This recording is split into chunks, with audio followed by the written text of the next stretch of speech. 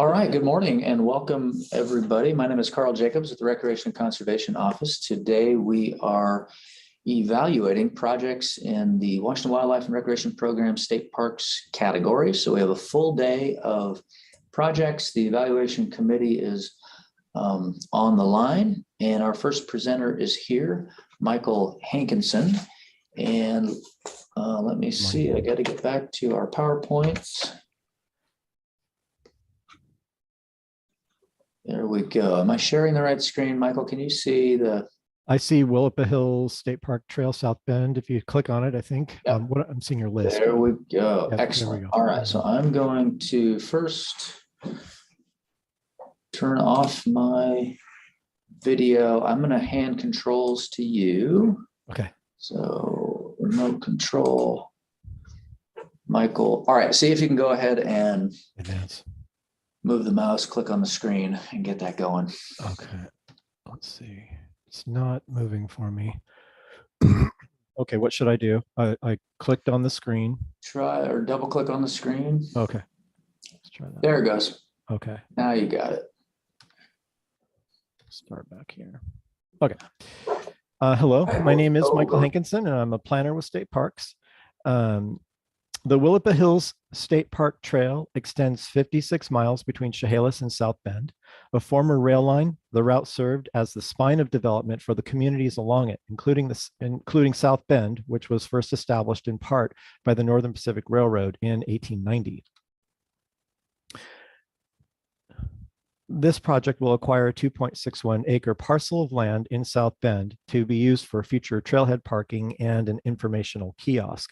So just for a little bit of context here, this is Raymond. This is the town of South Bend. US 101 kind of comes down through here. And this is the Willapa River. Now we've zoomed in closer into the work site, but a little more context for you. The acquisition is a partnership project with the city of South Bend, which is pursuing additional adjacent properties for the future development of a park campground. The two parties are working together to extend the trail to this site, purchase property, and build future recreational amenities.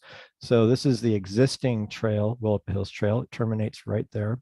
And then there would be the need for 1,000 linear feet of new trail. And then actually the trail would enter onto the acquired lands. And this is the state parks land acquisition site here. And these are the ones associated with the city of South Bend.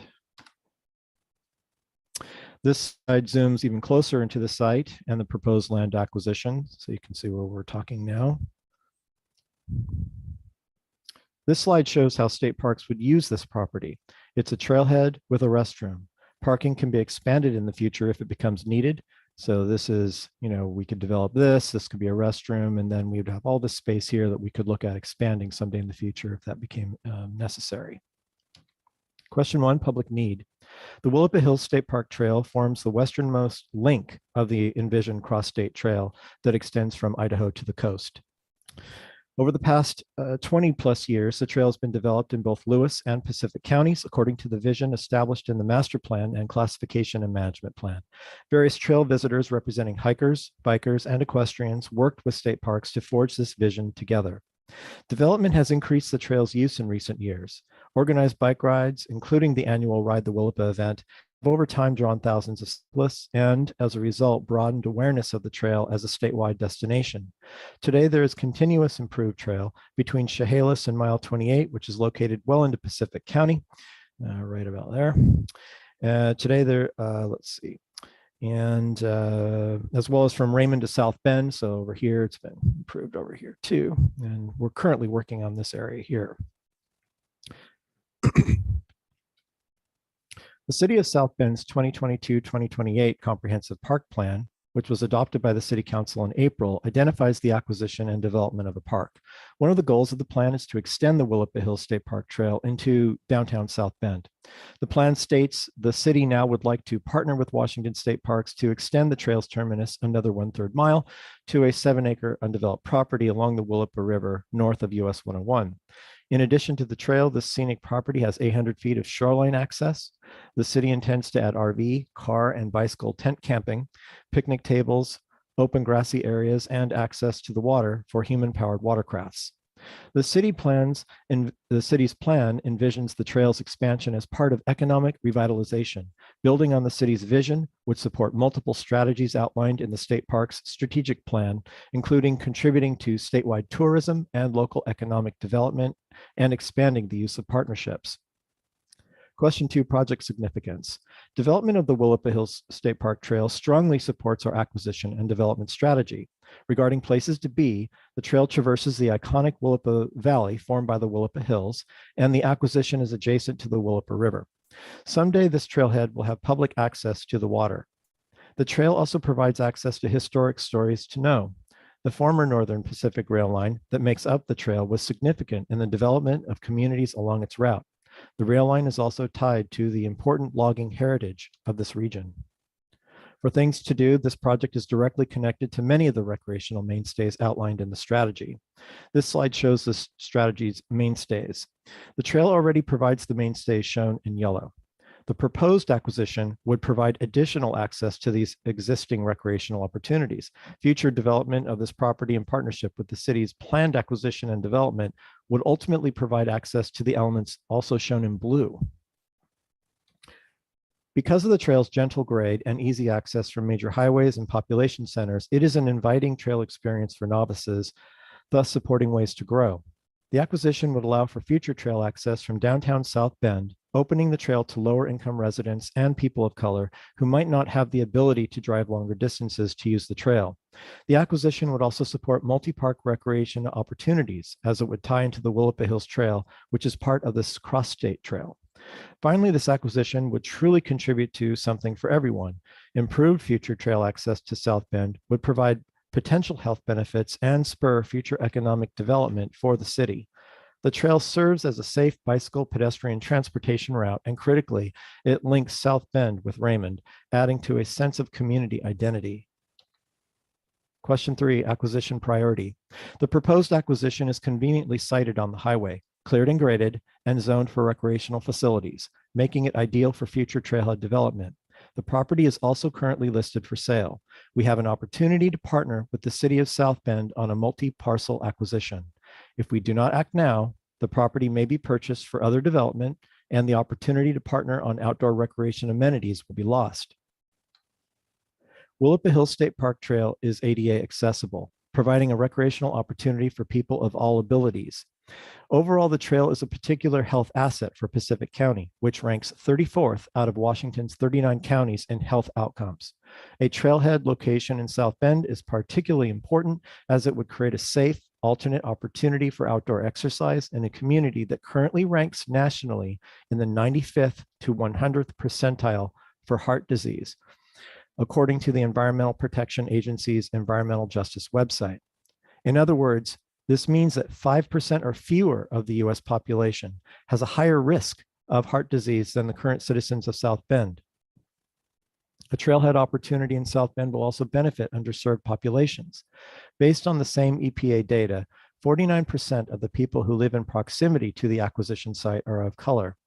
It also ranks the 96th percentile in the state in linguistic isolation, meaning a very large number of households in this area have members that speak English less than very well or not at all. Although the property is adjacent to the tidally influenced Willapa River, it is not anticipated to be significantly impacted by sea level rise.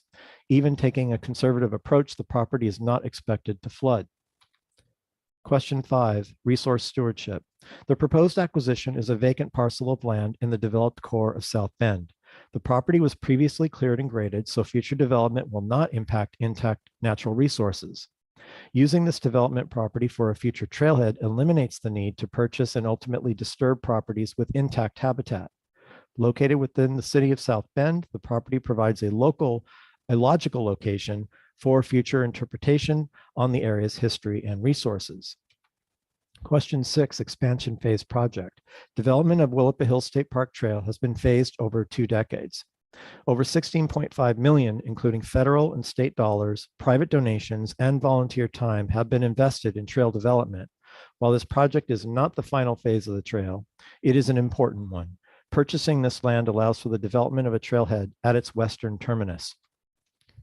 When combined with the city's plan for a park with overnight camping, this phase creates a destination at the end of the trail and conversely serves as a major beginning point of the cross-state trail. When combined with larger cross-state trail goals, this project will create a new hub of activity that serves visitors coming and going. Question 7, project support. The City of South Bend's new comprehensive park plan specifically identifies the acquisition and development of a park at this proposed site. The plan states there is tremendous community support for a potential project at this site and is a major goal for the city's Shoreline Master Program. The project not only will be an asset for local citizens, but it will be a regional or statewide draw that could contribute to the economic revitalization of businesses in South Bend. Overall, there is grassroots community support for Willapa Hills State Park Trail by citizens that believe in this opportunity. Public meetings conducted by state parks in Pacific County on trail development revealed much support for its development and use. The Port of Willapa Harbor in Pacific County values the trail as a recreational connection with the I-5 corridor, which will cultivate more opportunities for tourism and recreation. There are 2,000 fans of the trail on Facebook, which shows how ordinary citizens use and love the trail and talk about their experiences daily. The trail inspires civic involvement, with folks talking about the joy it brings, photographing wildlife, discussing trail etiquette. Not just support, this is passion. The annual Ride the Willapa attracts growing numbers of visitors from Western Washington. Partnerships or match. This project is the result of a partnership with the City of South Bend. City officials approached state parks to collaborate on property acquisitions within the city that would support trail-related recreation. The city's concept of developing the site along the banks of the Willapa River supports our grant. The city is pursuing funds through WWRP Trails to acquire an additional 2 parcels next to this proposed acquisition shown here. While the 2 grants are complementary, they are not dependent on each other. In other words, acquisition of this property is standalone and used exclusively by parks to serve as a trailhead. State parks and the city are in the process of executing a memorandum of agreement outlining how they will work together. Port of Willapa Harbor is another partner that the state is working with on this and other trail-related projects. The trail proceeds along the Willapa River between the cities of Raymond and South Bend. State parks and the port have an existing MOU outlining how they will work together on the trail.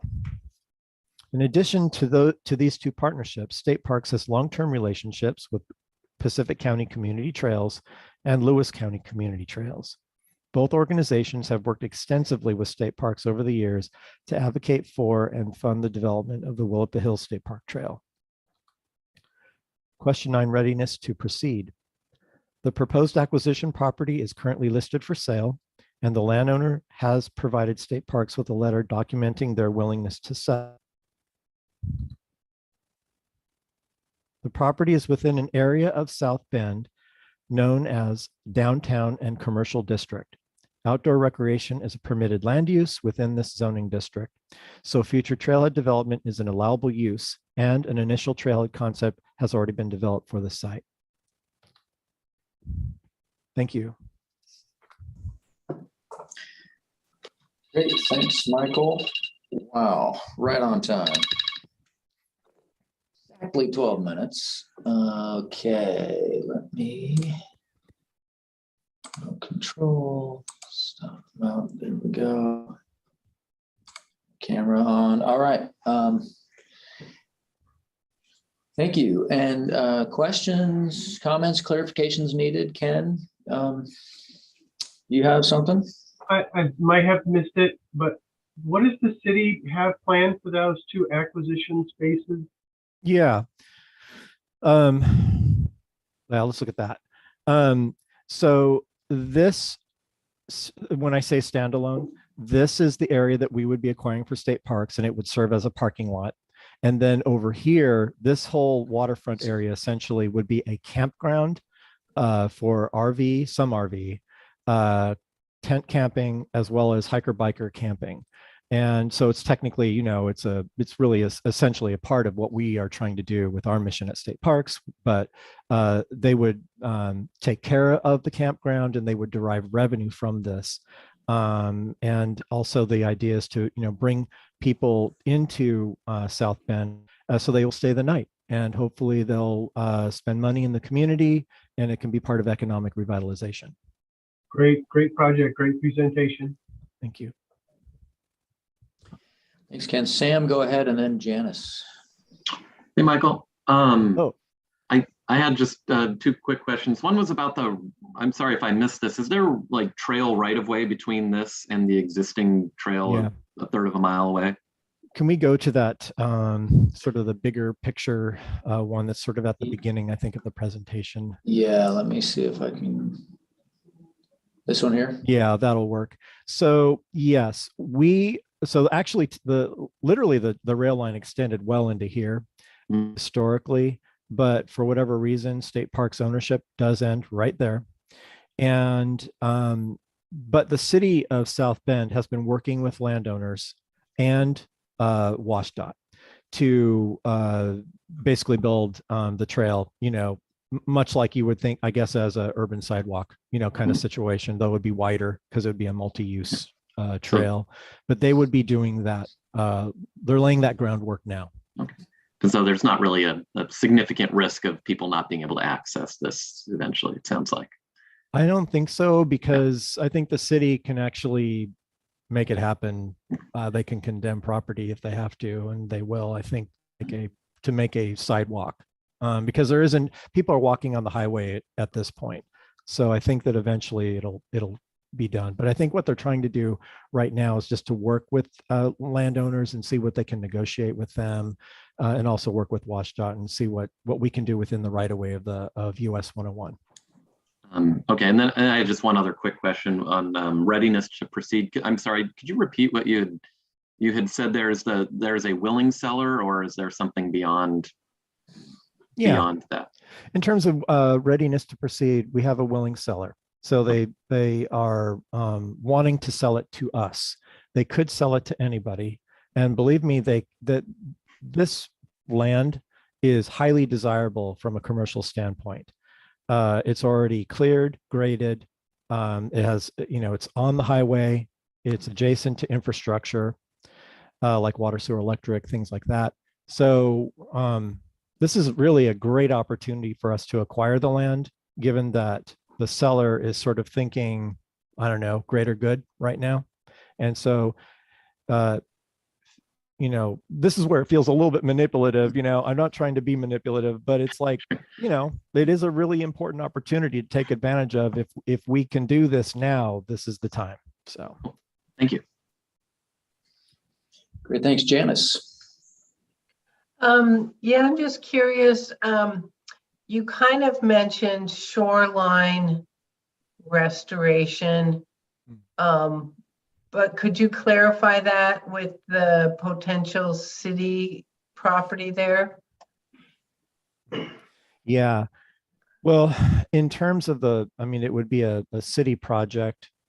What they're going to try and do is use that dock. Do you see the dock there? It's kind of, that's provides water access.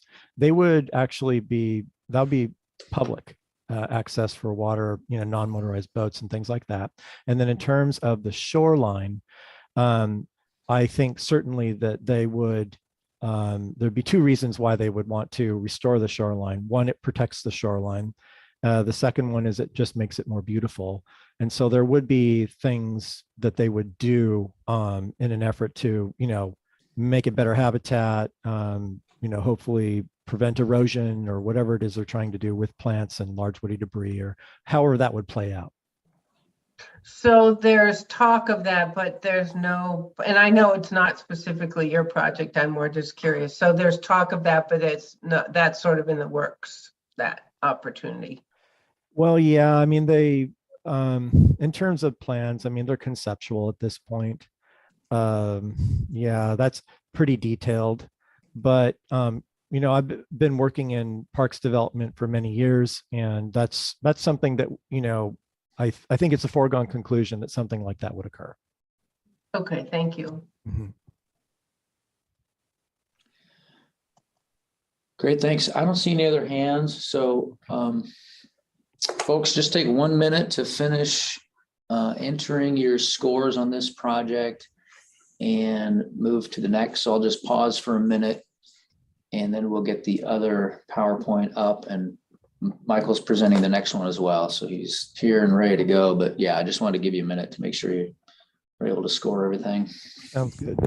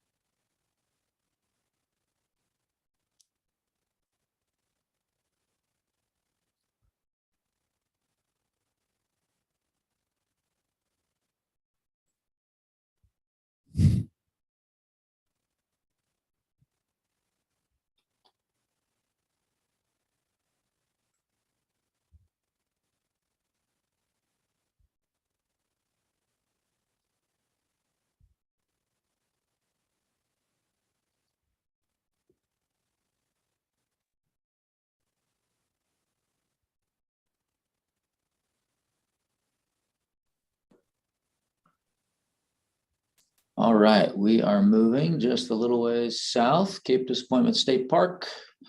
And Michael is here to present this one. Let me give you, stop my video, give you remote control again. Okay. And I double click on it again. yeah, double click on the screen there. It looks like it's working. Okay. All right, go right ahead. Okay, thank you. This request completes the Three Waters Trail located at Cape Disappointment State Park.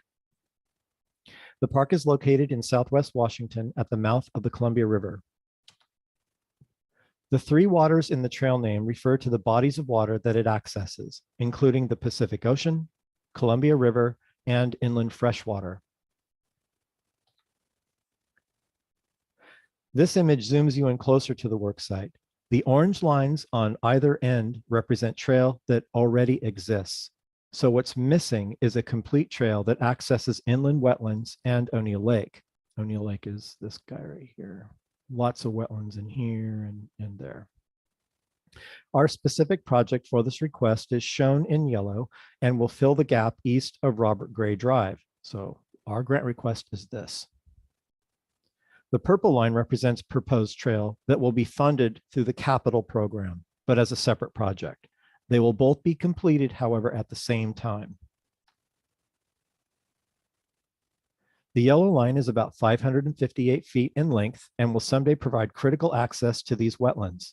In addition, the proposed trail will take people off the roads and make it safe for families to walk to the beach or to the campground. This slide provides images of existing trail near the Pacific Ocean. Top image illustrates concrete and oyster shell surfacing and has an organic look with inconsistent edging and many curves. The middle shows the cedar circle. The bottom shows concrete surfacing in the form of planks. This next slide shows existing trail on the Columbia River, directly adjacent to the proposal for this grant request. The top shows concrete surfacing, but in contrast with the other side, notice how these edges are straight with no organic curves. The middle image depicts an urban looking feature known as the fish cleaning station at the boat launch. Here the surface is made up with a mix of stone planks and concrete. The bottom image shows boardwalk leading to the final viewpoint at the end of the trail. I'm showing you these pictures of what already exists near the river because these materials and designs are incorporated into the new trail. Question 1, need. The trails included in the Cape Disappointment Master Plan, Classification and Management Plan, and a high priority by the legislature, since design for this trail is already funded in this biennium. The vision is also included in a nationally recognized plan prepared by a nonprofit called Confluence Project that connects you to the history, living cultures, and ecology of the Columbia River system through Indigenous voices and works in collaboration with Northwest tribes, communities, and the celebrated artist Maya Lin. This image illustrates the 6 locations along the Columbia River developed by Confluence Project. Our project is located at the very end of the Columbia, shown on the left. The vision for the Three Waters Trail was conceived by Maya Lin, famous for her design of the Vietnam Memorial in Washington, D.C. The proposed trail also serves as an important safety improvement project. New trail separates pedestrians from vehicles, creating a much safer environment for all visitors by eliminating this conflict of uses. This will also create ADA access to the park grocery store, making it a more equitable project for visitors. Question 2, project significance. Washington has many iconic places to be. Washington has many iconic locations, including the Columbia River. Cape Disappointment is iconic because of its location at its mouth. The park includes precious natural resources such as multiple globally imperiled plant communities and a federally listed animal species, the marbled murrelet. It also includes many cultural resources such as North Head Lighthouse, attracting hundreds of thousands of visitors. Stories to know. The Cape Disappointment offers a rich mix of natural and cultural history. As a park, Cape Disappointment is an ideal setting to convey these stories since it retains natural systems that resemble historic times. The park includes its own museum, the Lewis and Clark Interpretive Center. Stories of world and U.S. exploration and its impacts are told here, which elevates Cape Disappointment State Park as an essential location. Things to do. This slide explains how completion of trail will support 7 out of the top 8 recreation mainstays listed in the Recreation and Conservation Plan for Washington State 2018-2022. From surfacing to beachcombing and hiking near pristine wetlands and dramatic headlands above the sea, Cape Disappointment is so popular it is packed with visitors camping or for day use throughout the year. They also come to experience North Head Lighthouse, stay the night at the lighthouse keeper's residence, and to explore cultural remnants of military occupation from its time as Fort Canby. This park receives almost 1 million visitors a year. Ways to grow and something for everyone.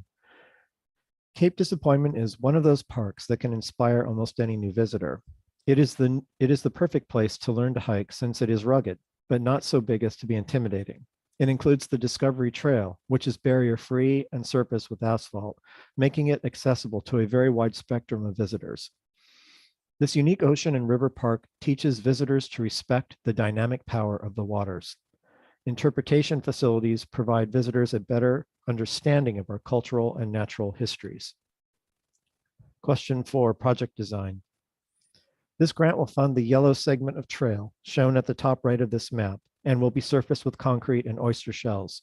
Crossing Robert Gray Drive west, the concrete transitions to a mix of boardwalk and concrete, which is shown in purple. Spur trails create ADA access to the new entrance sign, which would be right here, and to view Lake O'Neill, which would be right there. The purple segment is a separately funded capital project. This is the final design phase of the Three Waters Trail, which is integrated into the overall design of the new park entrance currently underway. So this whole area is being redesigned. By 2023, both the yellow and purple alignments shown here will have bid-ready design documentation and permitting completed or near completion, making a shovel-ready project. The project is permittable as the new alignment is located in highly disturbed areas rather than natural areas. State Park satisfies the described need because it completes a single vision to unite the bodies of water with a trail. It also uses specific materials in specific locations because the completed trail established a certain look, and there is a precedence as shown in this image. So in other words, what we're proposing for this grant, the trail would look like this. New materials must be compatible and reflect that original design intent as shown here. The following slides represent how new trail will look similar to the existing trail. This is a before image. This is where we need trail and a crosswalk.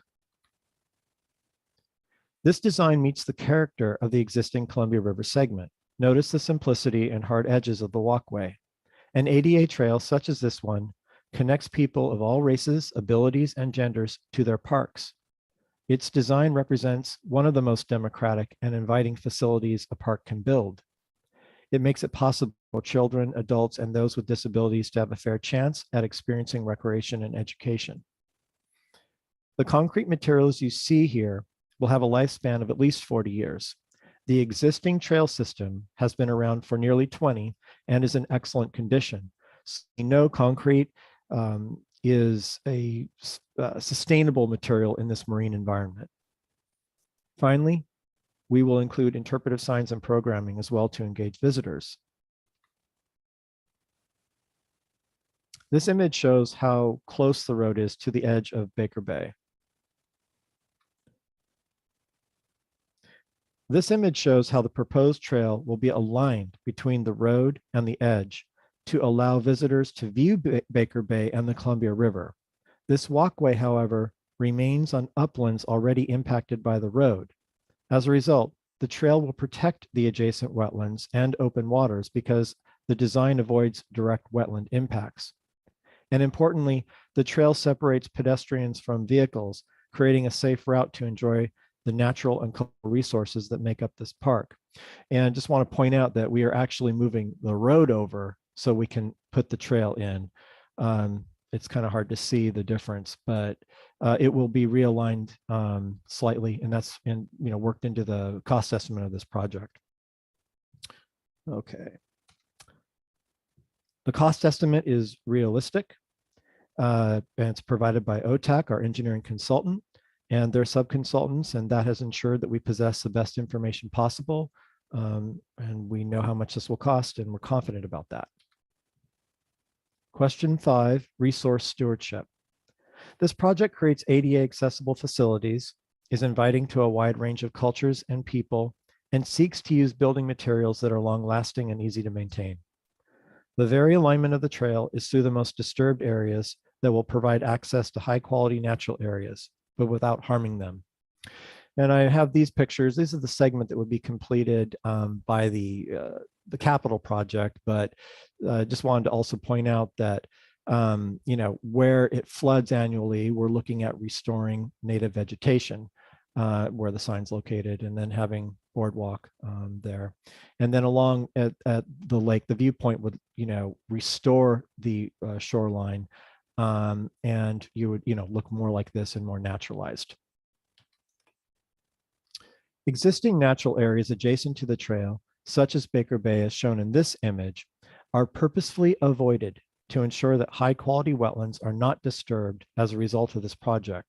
Specifically, we are moving the road away from the edge, which means we can build the trail on high ground and avoid boardwalks over wetland. The trail will celebrate the value of restoration and interpretation and provide public access to view Baker Bay. This design is responsive to climate change and land use, as it is purposely built in locations that will remain high and dry from rising seas. Question 6, expansion phase project. This is the third and final phase of this nationally significant project. It is important to complete this trail as it completes a vision established nearly 20 years ago, when the park's master plan and the confluence plans were established. Question 7, project support. The master plan and confluence project together engaged the public and stakeholders, and also importantly, tribes. This effort included Northwest tribes all along the Columbia River to ensure that the historical story of Lewis and Clark and the Corps of Discovery did not overshadow the lives of the indigenous peoples. One of the design features of Lynn's work involves literally etching in the stone and concrete pathways very important statements made by local tribes who have lived on these lands since time immemorial. In other words, visitors may follow the footprints of the Corps of Discovery, but visitors are also taught that there are other cultures to respect here. Question 8, partnerships or match. Friends of Columbia River Gateway is generously providing $27,000 of match funding for interpretive signs, and that they're paying for high quality interpretive signs and research that goes into that, and high quality graphics. And so we feel really lucky that they did that. And then question 9, readiness to proceed. State Park staff project that OTAC will be able to deliver 60% drawings that will allow our staff to commence with the permitting process by late summer or fall of 2022, which would be well ahead of when we would be, if this project is funded, that would be for 2023 in July. So anyway, we have a shovel-ready project that we're putting together. Thank you very much. Great, thanks, Michael. And the control, then you have that. Okay. All right, questions or clarifications needed on this project from the committee?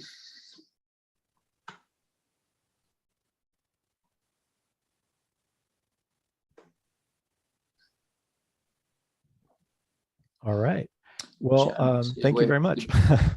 Hold on a sec, Janice, did you have something? I don't see your hand, but you. Yeah, I was just getting, yes, I did. A Okay. quick question. Could you just clarify again? You mentioned flooding at one point, Yeah. but I'm not clear where that is, how big it is, Yeah. and what's needed around that. Mm-hmm. Okay. So our project does not have any flooding issues, just to clarify. So that's why we're building on grade, walkway, and shown in yellow. Over here, what we have is like a depression. And so it floods a lot over here. And we're having to deal with the, how do we want to build a trail through here?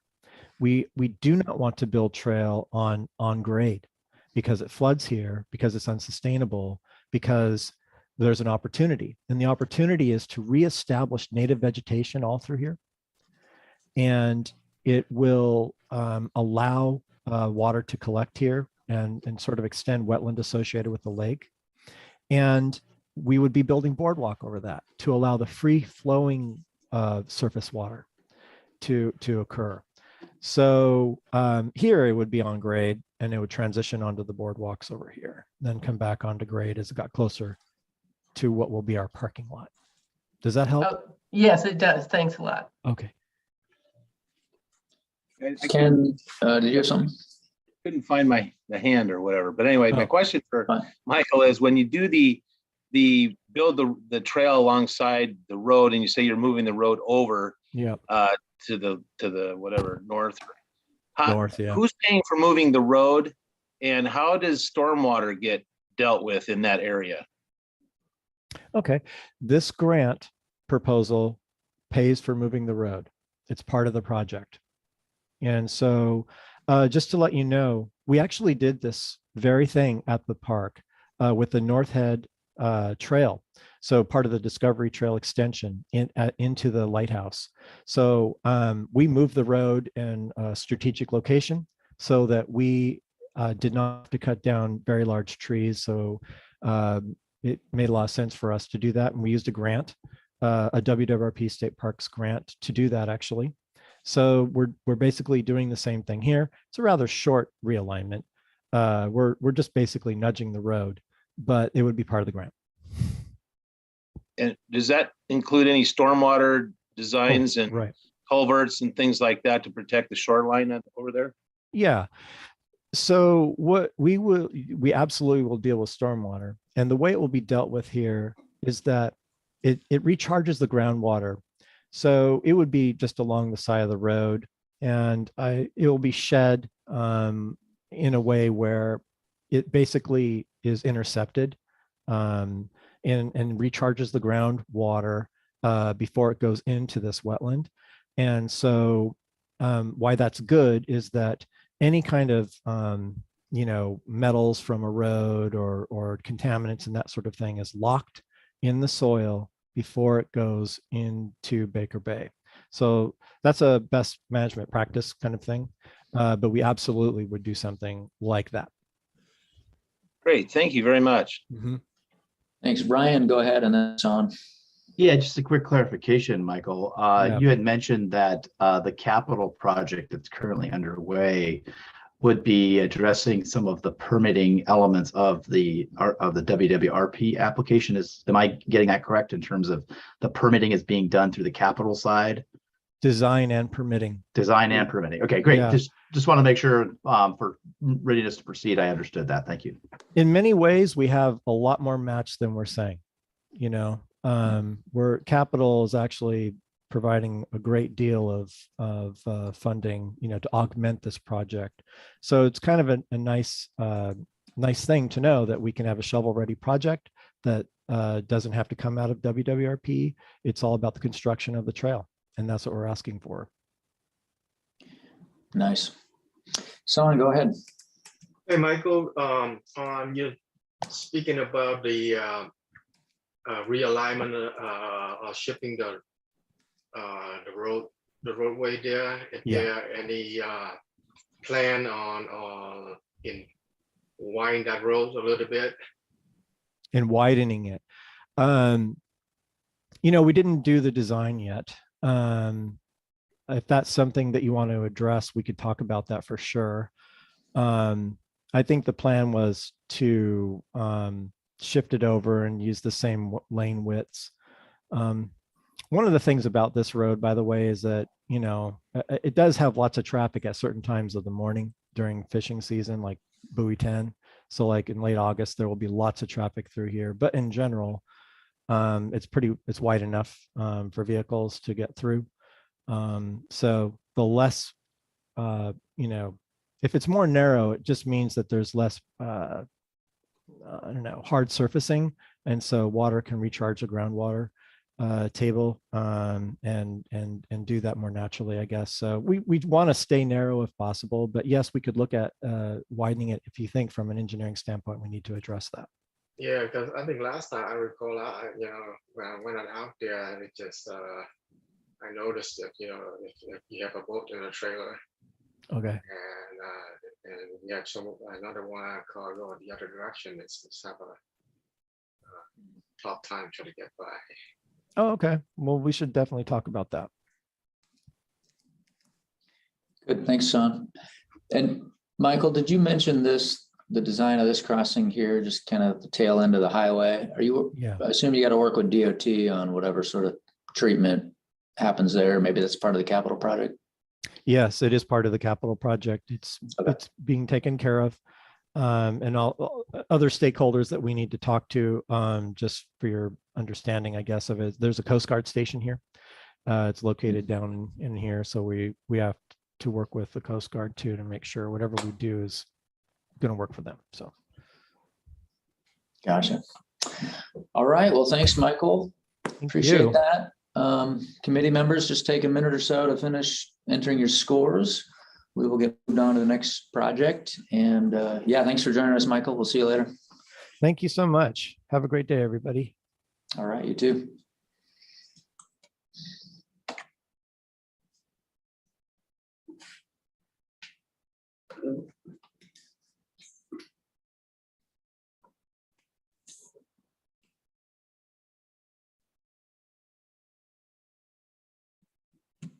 Hey, Lisa. Good morning, Carl. How are you? Doing well. How about you? Not too bad. All right, good. Good, good. Well, here, I'll pull up your PowerPoint.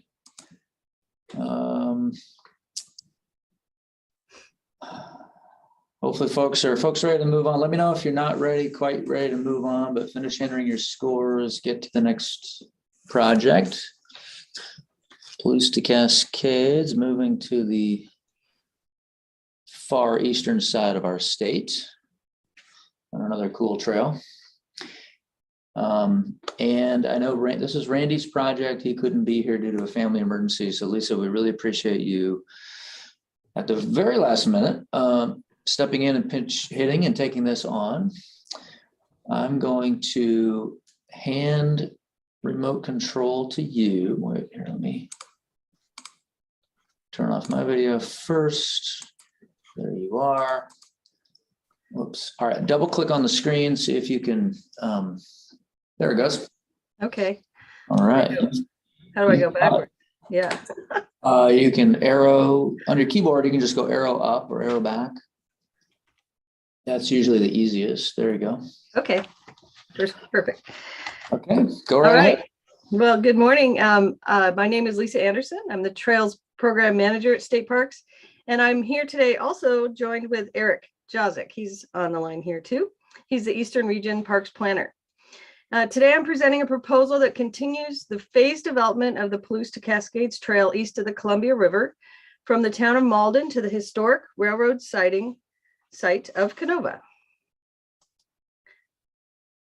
The scope of this project involves restoring and fireproofing 3 burn trestles, building a new trailhead, and upgrading 5 miles of trail surface to improve accessibility. We've prioritized this important section due to fire damage. The photo you're seeing is one of the burn trestles. The Palouse to Cascades Trail extends from Cedar Falls all the way to the Idaho border. State Park manages about 250 miles of trail within this 285-mile long rail trail corridor. The project area for today's discussion is shown in the blue circle on it. Oval. It's really an oval. All right, the project area is Whitcomb County in eastern Washington, shown in red on the slide. Pullman, the home of Washington State University, is the largest city in that county. The town of Malden itself is in a beautiful remote setting. The cities of Spokane, Ritzville, Pullman, and Coeur d'Alene, Idaho collectively have a combined population of approximately 580,000, and they're all within a 75-minute drive. Before I go any further, a word on Malden and Pine City. In 2020, the towns were almost completely destroyed by the Babb Road fire. This is the same fire that damaged the trestles that I'll be discussing. The towns are recovering and they are eager to replace any evidence of the fire, including these trestles. They're excited about the new trailhead and the increase in trail users we all expect to see. This proposal will lengthen the trail experience, and more trail miles means more trail users to visit Malden. Criteria number 1, public need. The trail and this project are supported by the 2022 Parks and Recreation Commission identified priorities, by a 2016 Commission support resolution, and by 2 agency-produced management plans that went through a full public process. So as you can see, there's a whole lot of interest in this trail, and there has been quite a bit of planning as well. In 2019, the trail was recognized as a recreational asset of statewide significance.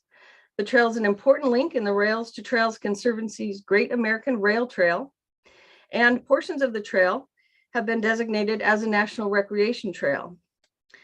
A 2019 magazine article dubbed it America's Next Great Adventure Trail. The trail has created a lot of interest both within Washington and outside of the state. Criteria 2, project significance. This project will activate a new trail section by restoring trestles and restoring connectivity. As part of a broader linear park spanning the state, this section plays its part in connecting iconic landscapes. Beginning in the forests west of the mountains, tunneling through the Cascades, descending into the Kittitas Valley, crossing the Columbia River, going through farm and rangelands to this project in the rolling hills of the Palouse.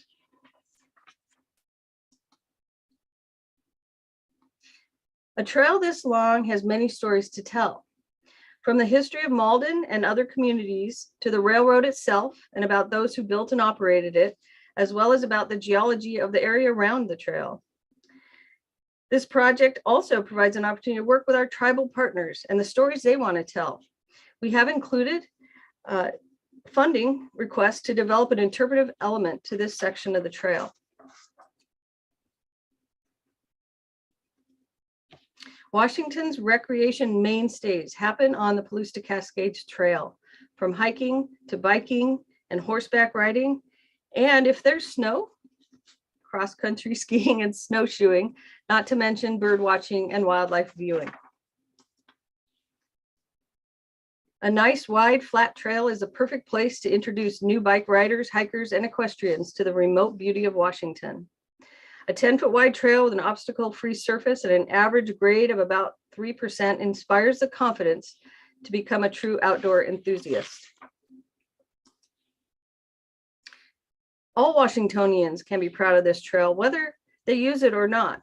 It demonstrates a commitment to cross-state recreation that ties communities together and brings national and international notoriety to the state and its residents. Criteria 4, project design. This project involves 3 components. The first is upgrading surfacing and drainage on 5 miles of trail to improve accessibility with a compacted crush rock surface and potentially some paving. In the photo, you can see round rock that is loose and difficult to compact. Biking and even walking on this can be an energy draining prospect. Rocks like these can also get caught in horse hooves. These areas will be capped with crushed rock to create a firm and stable surface. The second component involves restoring 3 trestles that burned in the Babb Road fire. You can see in the photo the degree to which the trestles have been damaged and are completely impassable. Restoration will involve improvements such as concrete decking, new railings, and fireproof paint. The final component adds a brand new trailhead at Canova. Although water will not be provided at this trailhead, a water source will be available at the Malden trailhead just 5 miles to the east. This trailhead location was identified during the 2016 management planning. You can see in the photo that we have a wide ownership corridor here, and wayfinding signs will be included as part of this project. Continuing with project design, criteria 4. Since 2020, State Parks has gained experience restoring 3 trestles using concrete decking and designed metal railings. While the bridges in this grant are a different style of bridge, we are planning for concrete decking and designed metal railings. We have successfully installed crush rock surfacing improvements at the Renslow trestle shown on this photo, and the trail section in Malden, where this project is, has a similar climate conditions. This project also provides the opportunity for a portion of the trail of approximately up to a mile to be designed as an asphalt trail with an adjacent horse path. Moving on to criteria number 5, research stewardship. There are many reasons why this project has been prioritized, including the creek below the burned trestles. Pine Creek connects to Rock Lake, which is a fishing lake. This project will also repaint the trestles with fireproof paint in order to encapsulate any debris that could drop into the creek. Trestle repair will also improve our ability to treat noxious weeds, which are a high priority in these farm-based communities. Criteria 6, expansion and phase project. Shown here in purple is the 9-mile project that will connect the communities of Malden and Rosalia. It is an RCO funded grant that will begin construction actually in just a couple weeks. It establishes the first formal trailhead east of the Columbia River. This project, what we're talking about today, is shown in the light blue. It's a second phase that builds directly onto the previous RCO project to create a combined 14-mile upgraded trail experience through Pine City and onto Canova, where a second trailhead will be established. Shown in red is a future phase extending to Rock Lake. This lake will provide a dramatic destination once that phase is completed. Together, these 3 phases will create 20 miles of activated and developed trail traveling through the rural communities of Rosalia, Malden, and Pine City, and include destinations such as Rock Lake. There are many reasons why this is an important phase. First, it restores the burned trestles near Malden. Second, it builds on momentum that has been gained over the last 2 years. Moving from the left side of the slide, you see the Renslow trestle, then the Beverly Bridge over the Columbia River, then the Crab Creek trestle replacement projects that are underway. On the right of the side, you see the completed Tico trestle and the soon to be completed Rosalia to Malden project that links directly to this proposal. This project is also part of something bigger.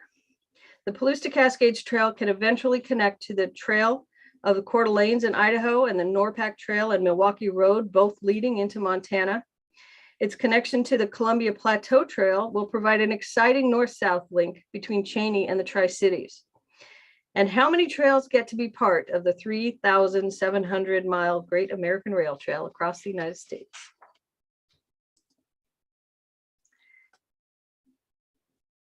Criteria 7, project support. As part of the 2016 management planning for this trail section, We worked with an advisory committee, held public meetings in Ellensburg, Ritzfield, and Cheney, and we have received 21 support letters, 7 from cities and towns along the trail, and the remainder from important stakeholders, including the Rails to Trails Conservancy, Palouse to Cascades Trail Coalition, John Wade Wagons and Riders, and the Spokane Bicycle Club, just to name a few. You can see them on the slide.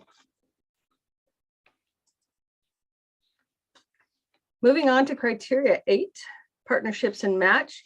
Palouse to Cascades trail projects have been well supported in the past. In line with State Parks' goals to connect and engage, we have and continue to foster important partnerships with national organizations such as Rails to Trails Conservancy, representatives from Washington Department of Commerce, and nonprofit partners who provide meaningful improvements along the trail, such as kiosks, restored rail signals, and historic rail station signs. Now, the last criteria, readiness to proceed. We have design funds already obligated by the Federal Emergency Management Agency, or FEMA, for design of the 3 trestles. Based on consultation with RCO, the FEMA funding is shown as match on our application. On the slide is the design for the Malden trailhead, and will provide a great head start for the Canova trailhead. We'll be able to integrate what we learned from the surfacing work that occurs between Malden and Rosalia and incorporate it into future sections. While permitting can be time consuming, they are not expected to be any issues based on our experience with the previous phases. And that concludes my presentation, and I'm happy to answer any questions. Thank you, Lisa. All right, questions or clarifications needed by the committee? Thanks for stepping in and doing that for Randy. Yeah, you're welcome.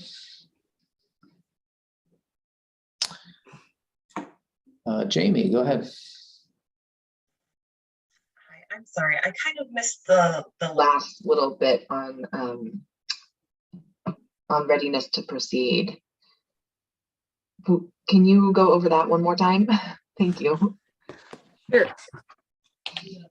So what you're seeing on the slide is the trailhead plan for Malden, the one that's going to start being constructed in a couple weeks.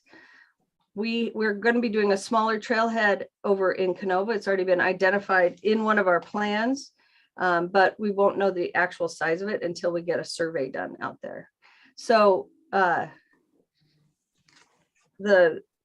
did you have a specific question? You want me to go over my whole answer for it, or the FEMA funding? We did receive some FEMA funding. Maybe that was around it, from the fire, the damage from the fire related to the trestle. So that's been incorporated into this project. So maybe that was where your question was. I'm not sure. Great, thank you so much. Yeah. Jamie, and I think part of it is State Parks has been doing these phases of trails. So they've got it down pretty well in terms of the surfacing and redecking, railing bridges. So there's, I think, Lisa, if I'm correct, you've got some standard sort of building standard kind of plans on redecking and how to do surfacing and that sort of thing. We do, and we're continuing to learn as we go along. So we like to, as we go, kind of incorporate what we're learning each kind of stage along the way. So we've done a variety of different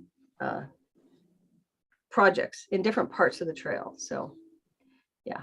Great. Any other questions or clarifications needed?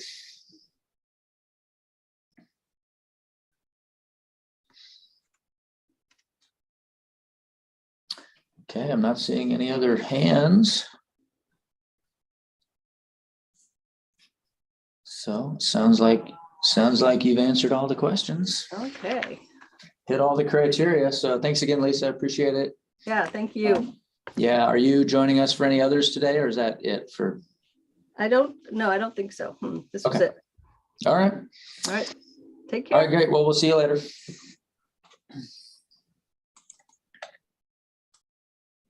All right, time for a break, 11:10. Look at that, right on time. So come on back in, 13 or 14 minutes so we can get going at 11:25.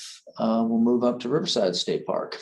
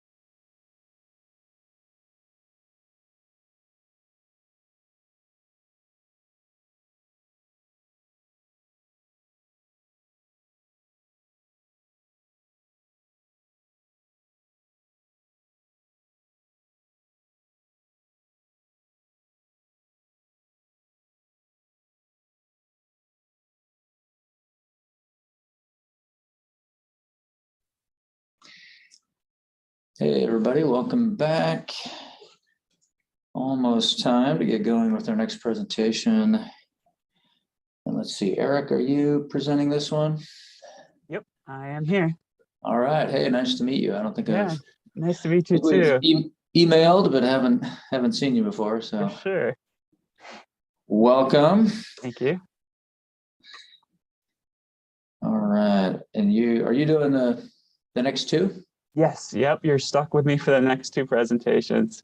All right, no worries. Yeah, I think Brian took off on vacation or something, right? Yeah, he's out on the Oregon coast and I'm out and I have to do the presentations for him, but it's all good. I have a feeling there's going to be a lot of these presentations in my future anyway, so you got to start somewhere. Yep, exactly. Exactly. All right, well, welcome. I'm going to pull up your PowerPoint. There we go. I'm going to hand you here, turn off my video, hand you remote control. All right, you might need to double click on this. There it goes. You got it? Got it. Perfect. Perfect. Well, whenever you're ready, go right ahead. All right, thank you, Carl. Hello, everyone. My name is Eric Jozic, and I am the Eastern Region Parks Planner for Washington State Parks. And this presentation is for the Robinson Property Acquisition Proposal. The Robinson property is located along the Little Spokane River within Riverside State Park. The park is in Spokane County, just 9 miles north of Spokane, and a quick 30-minute drive from downtown. Riverside State Park occupies over 9,000 acres along the Spokane and Little Spokane rivers just north of the city of Spokane. Riverside is home to ponderosa pines, lakes, marshes, and a wide variety of wildlife. The park provides recreational opportunities for almost every type of visitor, including mountain biking, horseback riding, rock climbing, kayaking, and camping. The park has 55 miles of hiking and biking trails, 25 miles of horse trails, and 600 acres of special off-road vehicle terrain and nearly 200,000 feet of shoreline. The Little Spokane River Natural Area is a designated natural area identified in red in the northeast corner of the park. This is an area designated for preservation, restoration, and interpretation of significant natural and cultural resources, including important wetlands and riparian areas. Conservation of this area is important to protect regional habitat corridors and the region's native flora and fauna. Due to this designation, the area welcomes paddle sport enthusiasts only and prohibits dogs, alcohol, swimming in the river, and only allows hard bottom boats. The Robinson property is an in-holding surrounded by Washington State Parks managed land in the Little Spokane Natural Area. The property is 8.6 acres along the Little Spokane River and located along a popular paddle route. The site is accessed from Rudder Parkway through a neighbor's locked gate. An old railroad car serves as a bridge across the Little Spokane River. Historically, the area was used as a farm and ranch. There's an old residence with 2 small houses, a garage, and 2 outbuildings. Power, water, and sewer utilities are already established on the property. The site is located approximately at the midpoint of a popular float section of the Little Spokane River. This property was a proposed grant acquisition in 2020, but did not receive funding. The acquisition grant request and property is unchanged from the previous request, with the exception of a real estate value, which has increased. Number 1, public need. The area is so special and important, it was given the restrictive natural area designation. Unfortunately, not all people abide by these rules. Visitors often use this area adjacent to the Robinson property to pull out, litter, drink alcohol, and swim. These actions are not only a safety issue, but also degrade the natural environment and water quality. There's a significant public need for a safe, sustainable pull-out location along the river that provides sanitary services to the public. Additionally, compounding the issue is the lack of enforcement due to limited access opportunities along the river. This allows people to treat the river and the natural resources however they see fit, regardless of the natural area designation. A greater enforcement presence is key to protecting the natural resources of this area and to promote a safe and sustainable recreation experience.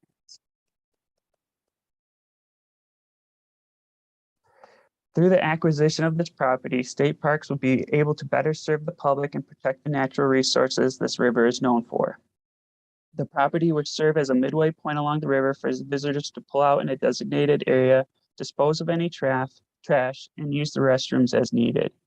A vault toilet is intended to be placed for public use.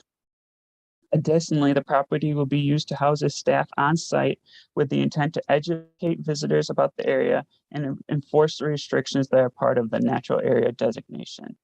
These services now will not only better serve the public, but also protect the natural environment for future generations to enjoy. The acquisition is supported through long-term management planning and strategic plans. As part of the 2018 CAMP process, the Robinson property was included as part of the long-term boundary. The acquisition also aligns with the state park strategic plan goal by enhancing stewardship, natural and cultural-based education, streamlining operations through improved access and management, keeping parks in good physical condition, provides support and enjoyment, and helps to fulfill state parks resource care and protection mission.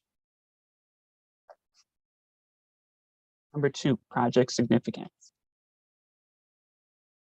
Stories to know. Engaging people in authentic Washington stories. The Robinson family has a long history of providing unique property for public benefit. Much of the surrounding area, which is now the natural area, was donated by the family. The property is now held in trust by 3 Robinson daughters who are committed to seeing this last remaining parcel sold into public ownership. Washingtonians and visitors alike deserve to hear this story, and this property is the perfect place to tell it. Things to do. Paddle sports and bird watching are a few of the Washington mainstays this property will support. Additionally, there are opportunities for cultural and natural interpretation, environmental education, habitat restoration, and environmental stewardship. Ways to grow. Inviting novices to experience Washington outdoors. The Little Spokane has a gentle flow and is relatively shallow, providing an excellent opportunity for those new to paddle sports. Something for everyone. Acquiring this property will enhance and protect the Little Spokane, ensuring the flora and fauna and recreational access is maintained for future generations. It will also improve the quality of life and benefit all Washingtonians, spur economic development as people want to be near these types of assets, provide a mechanism for additional environmental and heritage education opportunities, and foster a community identity as well as intergenerational continuity. Number 3, acquisition priority. By acquiring this property, visitors will have improved access along the river to use the sanitary facilities. Odors enjoying the area will be less inclined to litter, trespass, or negatively affect water quality. Public to access this site will be limited to access from the river only. Additionally, acquiring the property, state parks will have key access point and ranger presence midway along a popular float stretch, effectively controlling unauthorized activities. The immediate threat and impacts revolve around timing of the acquisition and population growth. Spokane is one of the fastest growing cities in the U.S. If parks cannot come forward with the funding, the risk that this property would fall into private ownership and potentially develop increases exponentially. The trust is ready and willing to sell to parks and has also indicated a partial donation as part of the deal. However, we failed to fund this acquisition this biennium. The concern is their interest will wane and our opportunity will be lost. If this property were to be sold to a private developer, it would negatively affect the peace and serenity associated with this area, eliminate a key opportunity to better manage and protect the area, and increase management issues that would likely arise from trespass. Number 5, resource stewardship. This project will meet sustainability and environmental stewardship goals through minimal development. Parks will also work to eliminate noxious weeds and improve the health of the property through their stewardship program, as well as through partnerships and future grants. 7 species of concern live in the area according to the Fish and Wildlife. These include the kokanee salmon, rainbow trout, and the Townsend big-eared bat. Expansion/phased project. This project is an important phase in acquiring all in holdings within the Little Spokane natural area that undermine our recreational and management goals for this truly unique and connected ecological system. It's an important first phase that will provide critical facilities for those floating the river, as well as management oversight in a key location, including a hand vessel put in takeout to ensure those accessing the sanitation don't damage or erode the bank. The property is not intended to be developed except for a vault toilet, which will be installed within the first couple years of acquisition. Improvements of the site will be funded through either a capital budget request, operations funding, or a subsequent RCO development grant request. The road and substandard bridge currently serve this area, so public vehicle access is not ideal. However, a second future potential acquisition, the residents and its associated property across the river would provide additional parking right along Rudder Parkway, which would complement this parcel by providing increased public access component. Secondary property is currently not for sale and the owner has not been approached, as the acquisition of the Robinson property is the highest priority. 7, project support. Support for this project was established during the 2018 camp planning effort and subsequent inclusion in the long-term boundary. Camp process includes extensive public outreach. Additionally, the Friends of the Little Spokane and the Inland Northwest Land Conservancy have written incredible letters of support. Partnership or match. This project has created several partnerships with underlying landowners and sister agencies. We partner with the Washington State Department of Wildlife, who owns and manages the Waikiki Springs property upriver.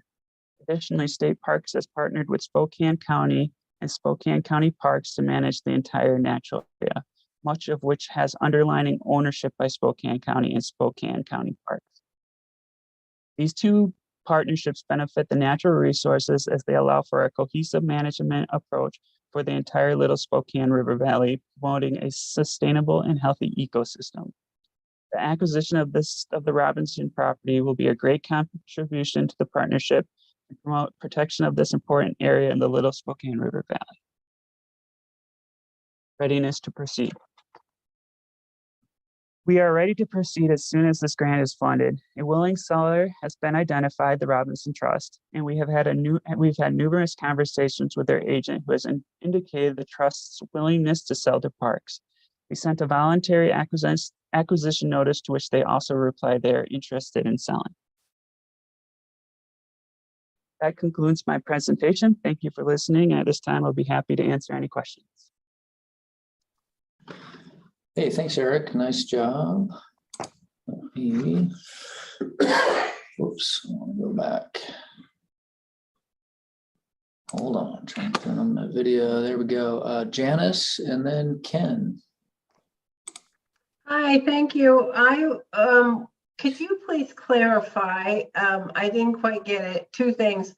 There are some structures on the property, so I wasn't understanding what would happen to the structures. And then you mentioned, I think, that there would be an on-site staff person. Did I understand that right? Yeah, that is correct. The on-site staff would be to monitor and enforce that area of the river. And then to answer your first question, the buildings are intended to remain. They have all utilities and are currently functioning in pretty good shape. So those would be used by the staff. Oh, okay. Thank you. Yep. So that'd be like additional ranger housing? Correct. Yep. Park. Great. Oh, I see. For the whole park, not just, for the whole area, not just this section. Correct. Yeah. And I think the intent, is to have that one of the staff members to be specifically there to, help enforce and monitor that area. But yeah, they could be used as staff for the whole park. Okay. Yeah, and this area is managed as part of Riverside, right? The Riverside Correct. State Park area. Great. Ken, go ahead. Hi, Eric. Good job. Just real quick, you touched briefly on the possibility of a partial donation from the owners. Has that been explored very much, or are you still working on that? I think we're still working through that process.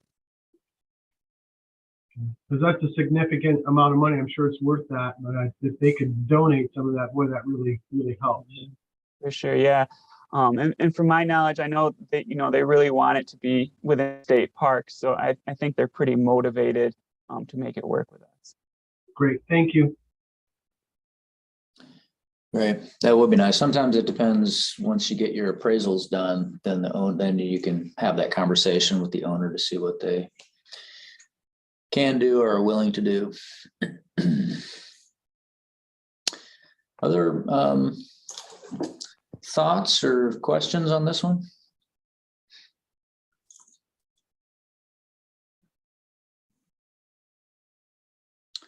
All right, well, I don't see any other hands, so we'll give folks just a minute to finish up your scoring of this project and move to the next.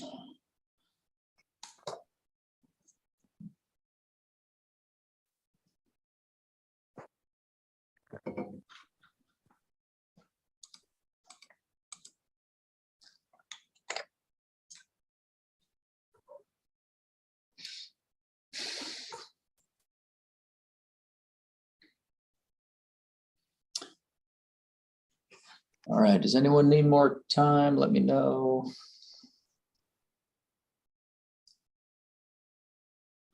Looks like maybe we're good. Good to move on. Okay. Not too far away, the Bowl and Pitcher Campground. Riverside, let me give the control back to you, Eric. Good. All right, click on the screen there. There you go. Perfect. All right, well, go ahead whenever you're ready. All right, thanks. Hello, everyone. Once again, my name is Eric Jazik, the Eastern Region Parks Planner for Washington State Parks. And this is the presentation for the development proposal for the Bowl and Pitcher Campground cabins at Riverside State Park. Riverside State Park is located in Spokane County, just 9 miles north of Spokane and a quick 30-minute drive from downtown. The park occupies over 9,000 acres along the Spokane and Little Spokane River, just north of Spokane. Riverside is home to ponderosa pines, lakes, marshes, and a wide variety of wildlife. It is the second largest state park in Washington. The Bowl and Pitcher Campground is a popular campground at Riverside State Park and has 16 standard campsites, 16 partial hookup campsites, 1 dump station, 2 restrooms with showers, and 2 cabins. It also has a large day use area that offers 2 picnic shelters without electricity, 30 unsheltered picnic tables, and 1 reservable kitchen shelter built by the CCC, the Civilian Conservation Corps, that can accommodate up to 60 people. This project proposes the development of 2 new full-service accessible cabins next to the 2 existing cabins that were built as a part of Phase 1. Number 1, public need. As camping trends continue to increase, the public need for additional alternative lodging opportunities has also increased. In 2021, more than half of travelers, 53%, included camping in some or all of their travel. As part of a new trend, urban residents are one of the most avid camping segments. 44% of this group plan to replace a leisure trip with a camping trip in 2022. With Riverside State Park so close to the urban population center of Spokane, the need for additional lodging is increasingly important. 18% of new campers prefer cabins.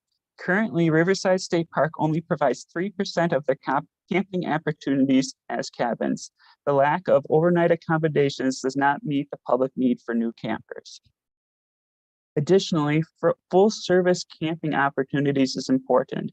In 2021, 36% of campers went on a glamping trip for the first time. Glamping is defined as a unique accommodation with enhanced services and amenities. This interest is expected to grow, with 50% seeking a glamping experience. Providing more overnight lodging opportunities also helps to promote diversity within the state parks. Gen Z, the newest group of campers, is the most diverse generation of campers, with over half being non-white. Spokane is one of the fastest growing cities in the US, and the state of Washington's population grew by 61,000 people in 2021. Additionally, Spokane County's annual population growth rate has exceeded that of the US every year since 2016. As both the state of Washington's and the city of Spokane's populations continue to grow, the demand for overnight lodging will also continue to grow. Two existing cabins have a 90% weekend rental rate during the primary use season from Memorial Day weekend to Labor Day weekend. Additionally, the cabins are open all year long, providing increased opportunities for shoulder season use and winter lodging. The highest rental rate is during the month of July, in which the cabins are rented 67% of the month.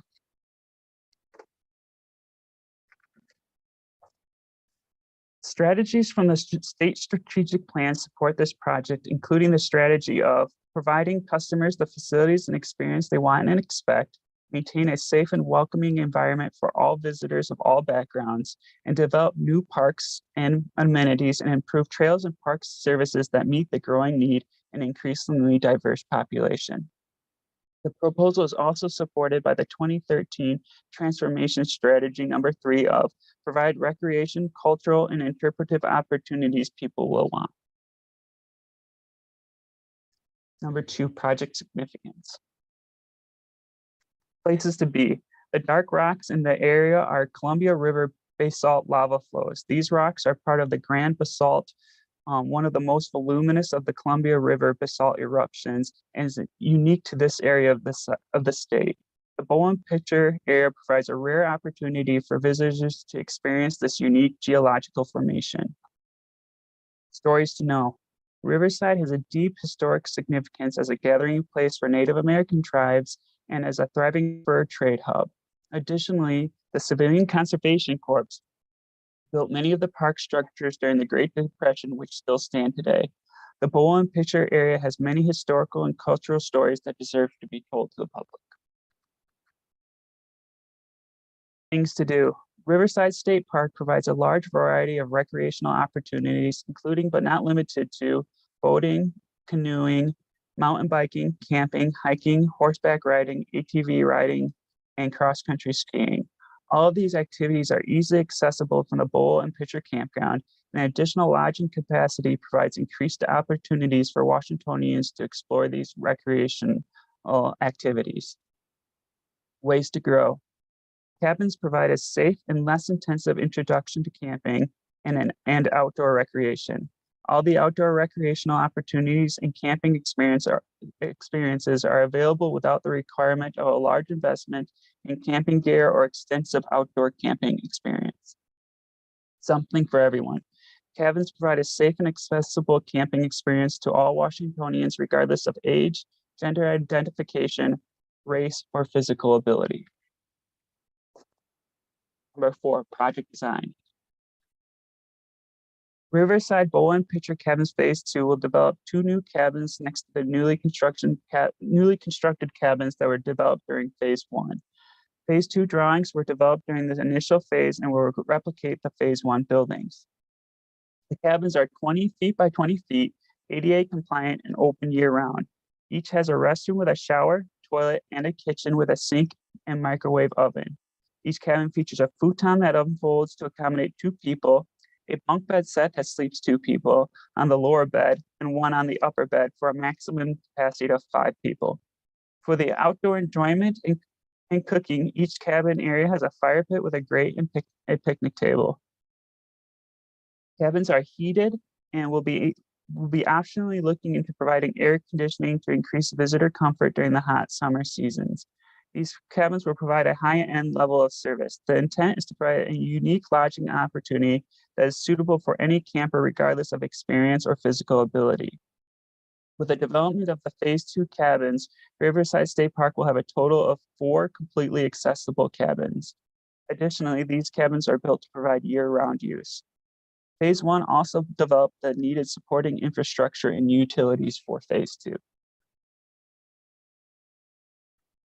The development of Phase 2 is sited adjacent to the previous developed cabins of Phase 1. The project is within an existing campground.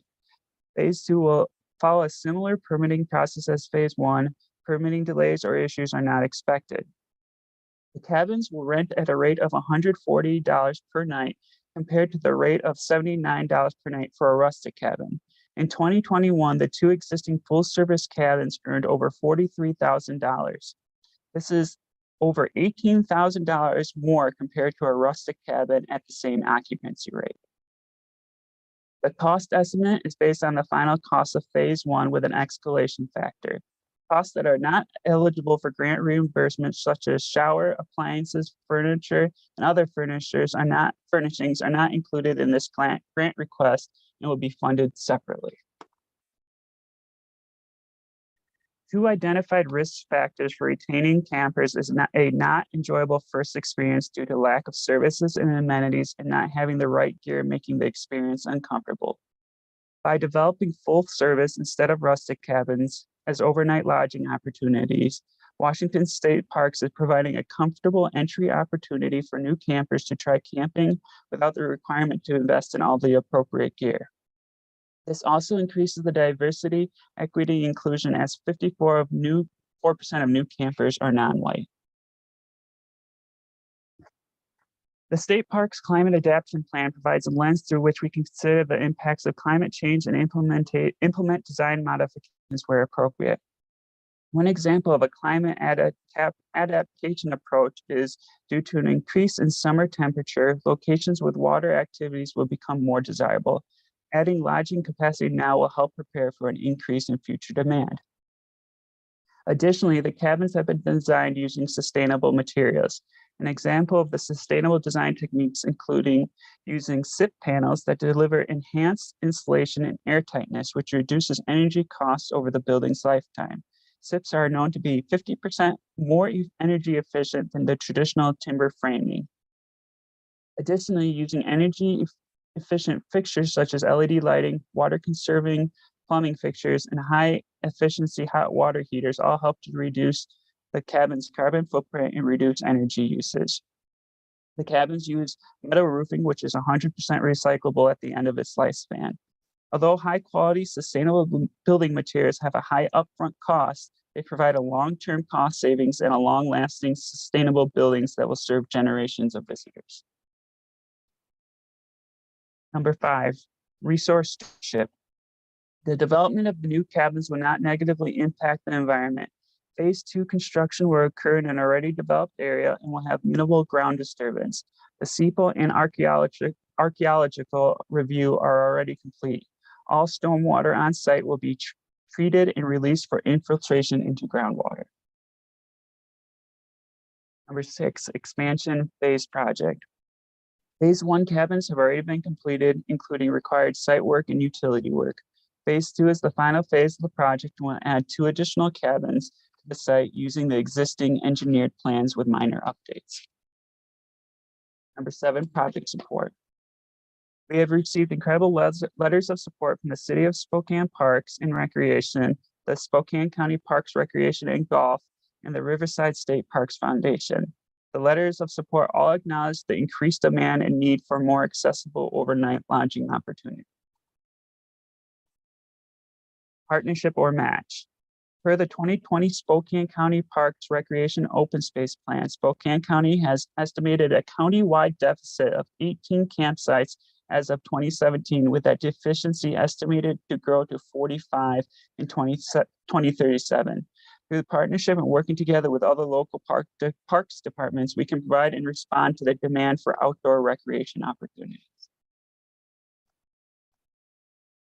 Number 9, readiness to proceed.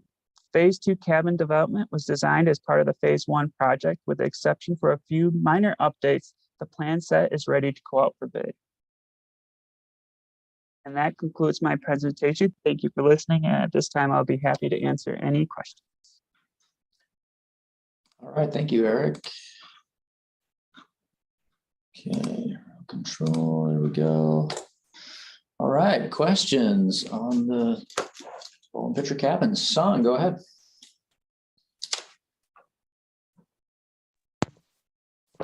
Hey, Eric. Is the for the 2 additional cabin, is the septic system was put in part of phase 1, or that gonna be new? Yeah, that is correct. They will be using the septic that was part of the phase 1 project.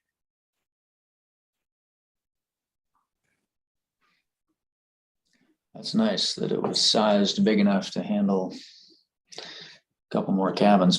Mhm.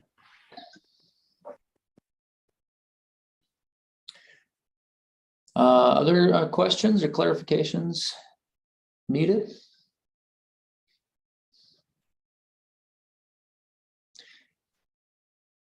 Eric, you said there were 2 existing cabins at this location. Are there any other at Riverside? I was just curious. No, those are Is the it- only 2 at Riverside. Okay. It's pretty popular, amazing park. It seems like it'd be a great opportunity for more cabins or yurts or so. I don't know if the climate would be good for yurts over there, but cabins would be better. But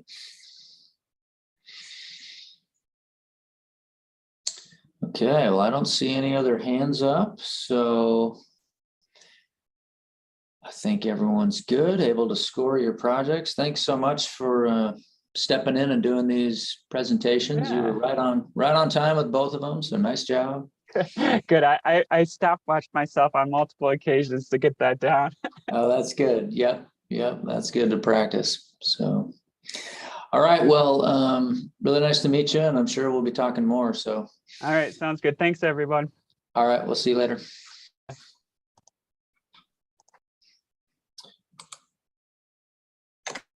All right, folks, we made it to our lunch break a little ahead of schedule, but let's stay on track. So after lunch, we start at 1:05. So come back just to make sure you're here just a couple minutes before that, and we'll get going with Nisqually State Park.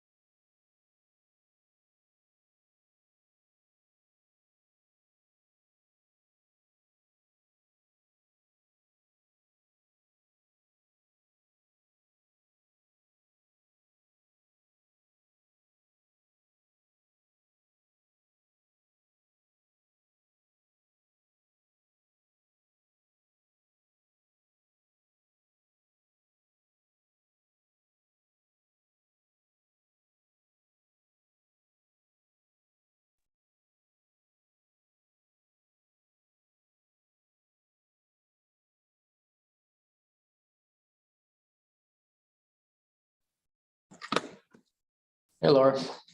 Hey, Carl. Can you hear me okay? I can. How's it going? Good. How are you doing? Doing well. Hi, Alex.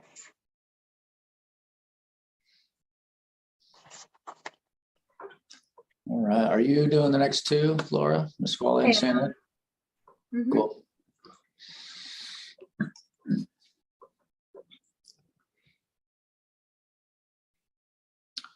Well, we got about 1 minute here. Make sure everyone gets back from lunch.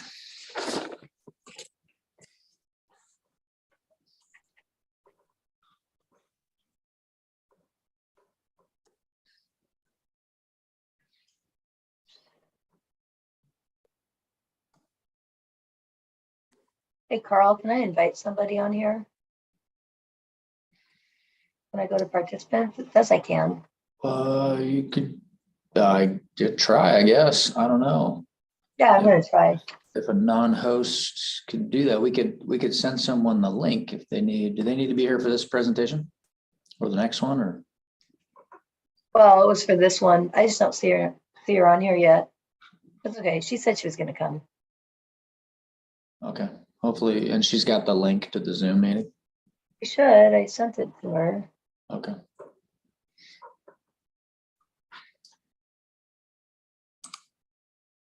All right, well, let's get going. Okay, Mashell River Overlook. All right. I'll see if I guess she's not here, but I'll see if she joins. Okay, you can see your PowerPoint. I want to make sure I'm sharing the right screen.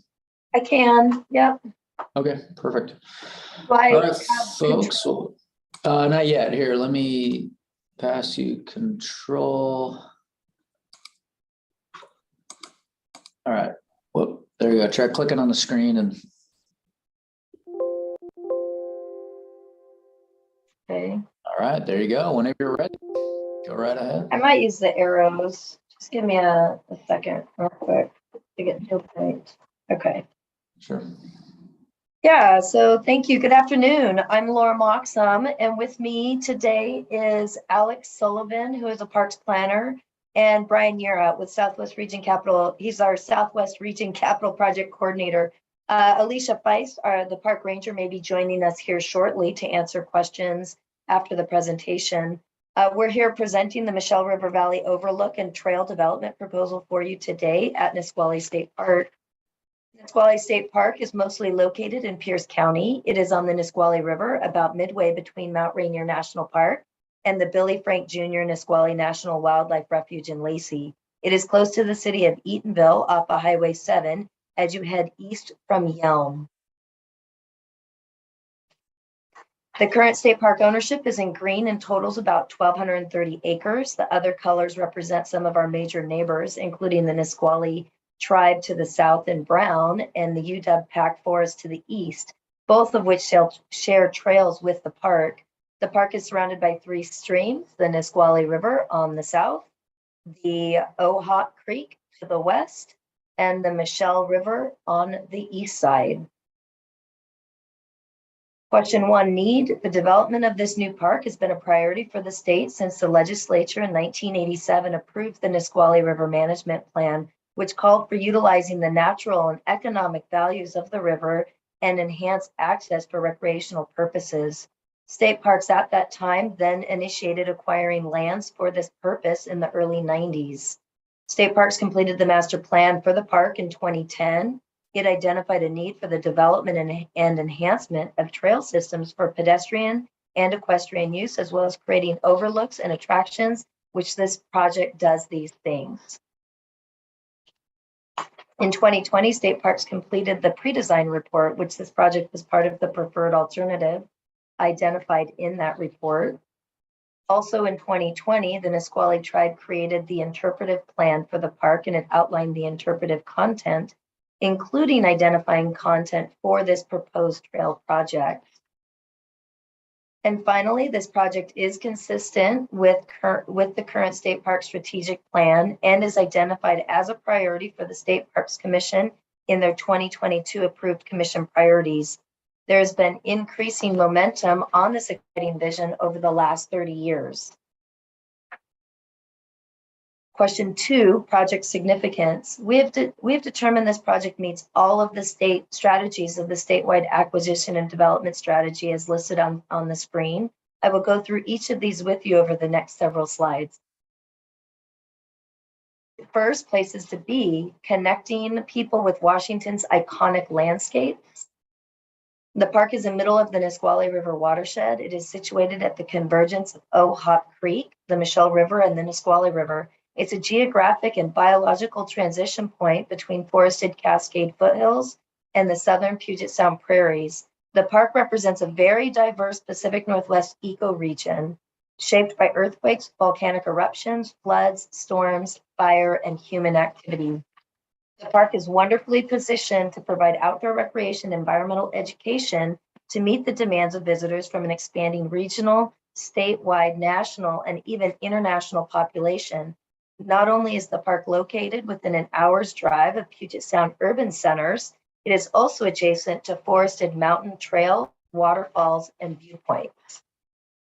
This proposed trail includes a scenic overlook that provides a view of Tacoma, as Native Americans refer to it, or the mountain, one of the most stunning and recognizable natural features of Washington state.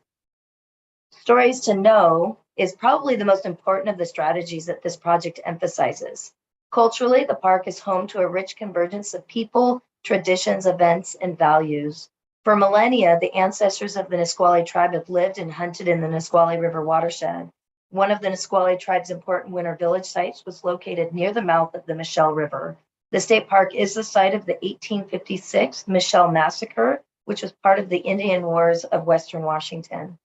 The park has been designed in partnership with the Nisqually tribe, and educating and engaging the public regarding the cultural and historical significance of this site is an important aspect of this park's development. The three main themes of interpretation at the park are culture, conservation, and renewal. All three themes will be touched upon in this project. The two specific themes proposed for this project, Nisqually Tribe's interpretive plan, are land and river, and Nisqually history and culture. Land and river being the ecological and geographical significance of the mountain itself, as this is the only location in the park to view it other than the Powerline Trail. And secondly, the Michelle River Valley will be discussed, as well as the way the landscape has influenced the culture of the Nisqually people, both historically and in the present. For things to do, the Michelle Overlook Trail provides opportunities for all kinds of passive and active recreation. First and foremost, it provides an easily accessible trail that anyone in our great state, regardless of your ability, can get to an incredible viewing platform where one can enjoy interpretive materials, serenity of wildlife, viewing and bird watching, amazing views of the Michelle River Valley and the mountain, and connecting with nature. The top three recreational mainstays, as identified in the acquisition and development strategy, are the primary recreational use for this proposed project. They are walking and hiking, cycling, and horseback riding. It's also worth noting that the SCORP identified that the #1 activity in our state is walking, which is what the focus of this project provides. Under ways to grow, this relatively short and accessible trail located adjacent to the Nisqually campsites will provide a glimpse of what the park's natural environment offers. A simple loop trail with interpretive signage and an overlook provides an ideal introduction to the world of outdoor recreation that may be the first step in a novice's experience and appreciation of nature. Under Something for Everyone, the park itself is 33 miles from Tacoma, the third largest in the city in the state, with a population of over 220,000. Nisqually State Park, being under an hour's drive from an urban center, provides opportunities to get out of the city and experience the natural world without having to go too far from home. Tacoma has a rate of disabled persons under the age of 65 of 10.7%, nearly 2 percentage points higher than the state average of 8.8%. The African American population of Tacoma is 10.7% compared to 4.5% statewide. The median income in Tacoma is $64,400 per year, far lower than the state average of $77,000. Question 4, project design. This project is part of phase 3 of the Nisqually State Park multi-phase development project that began in 2019. We are requesting construction dollars for the development of the Michelle River Valley Overlook and Trail. Design is 60% complete and permits will be completed by the time funding is realized for this project. This project meets the needs as identified in question 1. This image shows the location of the proposed project within the broader trail system at Nisqually State Park. As shown in the land classification that was recently updated and approved by the Commission in 2022, the project area is classified recreation, which are deemed to be environmentally of least concern and are best suited for most intensive use by park users. These trails exist and in combination, logging roads and social trails, these 3 here. This section of trail does not currently exist, so the trail will need to be cut through. However, site investigations showed that the proposed development would not impact wetlands. Starting from the future campground and easily accessed by the village center, this project will build 1.2 miles of a multi-use loop trail that has a spur trail for pedestrians only that will take visitors to the overlook. The trail design itself provides less than a 5% grade throughout the loop, and the spur will be a slightly higher grade of 8.3% with landings and handrails. The proposal exceeds ADA accessibility requirements, providing a higher level of accessibility for park visitors. The cross-section shows that there will be a 10-foot wide paved trail for walking and biking and a 4-foot wide parallel rock trail for equestrian use. The top picture is looking up towards where the proposed overlook will be located. The bottom picture it is where you will actually see the view itself. The project will require some tree removal to develop the overlook and provide the view. The platform is an open graded fiber reinforced plastic mesh, allowing patrons to see through it, producing the experience of walking over the edge of a slope and floating in air. It is approximately 720 square feet and can accommodate 20 to 30 people. It is designed to protect both the visitor and bluff edge habitat with railings. This slide addresses both question 4, design, and question 5, resource stewardship. By creating a trail in the higher elevation portion of the park away from the riverbanks, park users will be provided with recreation alternatives in less sensitive areas of the park, allowing for preservation and conservation of riparian environments, river bluff and salmon habitats. By creating high-intensity trails in these areas, we are being better stewards of our environment while still creating opportunities for public recreation. If not for development in this area, the majority of park traffic would be directed towards the rivers, which we would like to avoid. As mentioned earlier, under design question, we are focusing the highest intensity recreational use in specific areas of the park, shown in pink, with the intent to protect the natural and cultural resources of the park. This project has been planned and will be managed consistent with our Commission's natural resources policy that aims to create land classes to preserve the integrity of the natural resources, to create new developments in ways that minimize environmental impacts, and if developments are found to degrade natural resources, to assess and alleviate those impacts. The Nisqually Tribe's interpretive plan also describes creating interpretation within the park that hopes to instill a stewardship ethos in the public and a desire to preserve both the natural and cultural resources of this important site, which we are doing with this project. This, by definition, is a phased development plan that transcends across several biennia. This is question 6. Work began in 2019 with the design and permitting for the park development. Development has commenced as of this year under phase 2, with phase 3 being proposed to start in 2023. You can see this project under phase 3, which is indicated in the blue. This is a critical element of phase 3 development, providing the recreational opportunity for the campground, village center, and day use.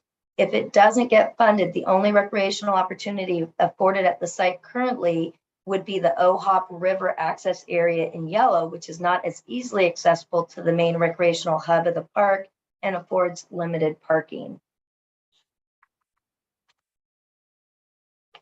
Question 7 is regarding project support. There have been many opportunities for public participation and broad project support over the years. Involvement from the Commission, Nisqually Tribe, Eatonville Council and Chamber, Nisqually Land Trust, Nisqually River Council, University of Washington's Pack Forest, Backcountry Horsemen, Evergreen Mountain Bike Alliance, and many, many others all have helped influence this project.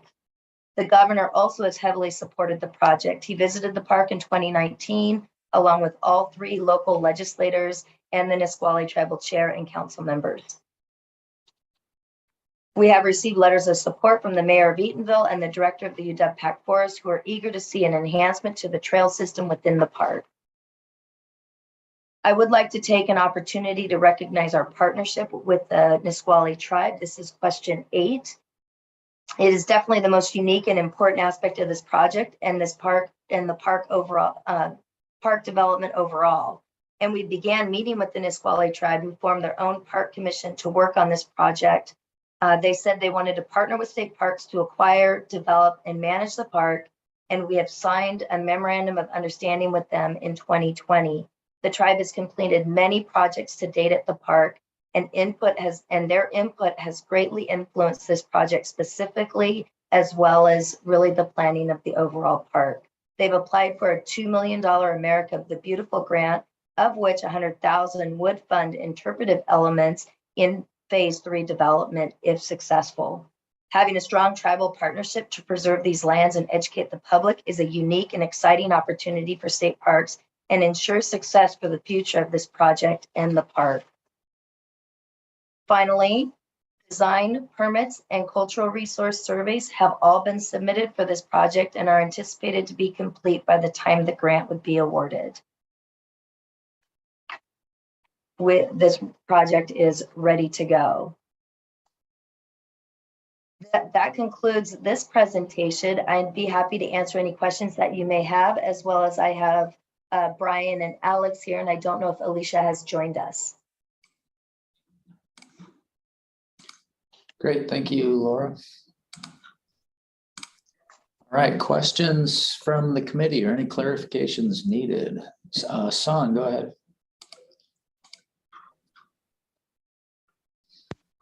Hi, Laura.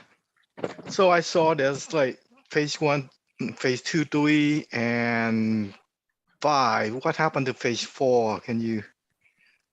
Phase 4.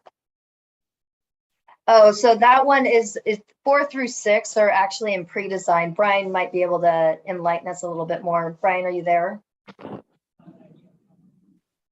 Phase 4 is design and permit only to design the village center, which is phase 5, and the park's trail system, which is phase 6.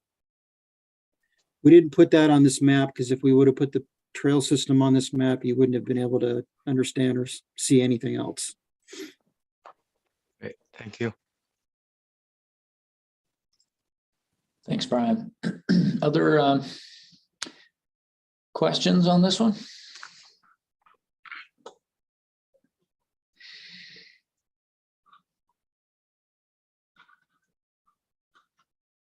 There was a lot of information, so it's a huge project.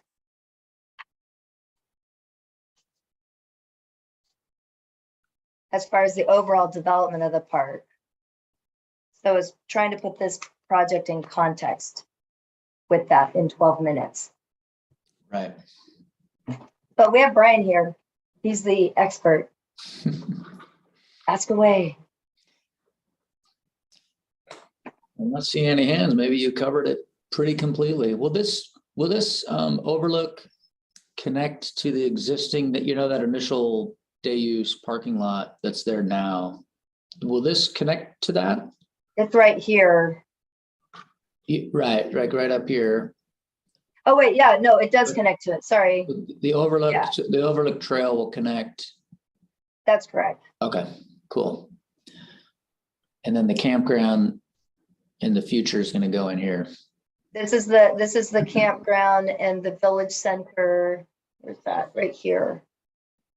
Will be just right across the street. So it'll be easily accessible by the village center. This is the existing campground or the existing parking right now. Yeah. This is the Ohop Creek development that is occurring. It was funded in water access last grant round, and they're Down here. Brian, are Yeah. they breaking ground here soon on that project? Probably in the spring. Nice. And so that will develop this trail down to some water access points and an overlook on Ohop Creek and a river access point on the Nisqually. And this project provides this loop trail out to this overlook of the Michelle River Overlook Valley, or the Michelle River Valley. Excuse me.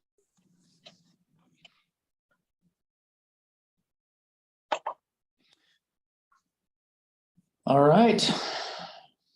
Going to be a cool park once all these, and the first, I think, big brand new state park in a while. So it's kind of exciting. Been a long time in the making, all the land acquisition that's been going on. Absolutely. All right. Well, thank you. I was excited for questions. What's that? I was excited for questions. Question. Well, you get more questions in technical review, that's for sure. This is really just if any clarification is needed. And Yeah. I guess not. I guess you explained it pretty well. So. All righty. Cool. Well, let's move to, well, I'll give folks a second to finish scoring and advance to the next project. And I'll get that one pulled up. So moving to St. Ed.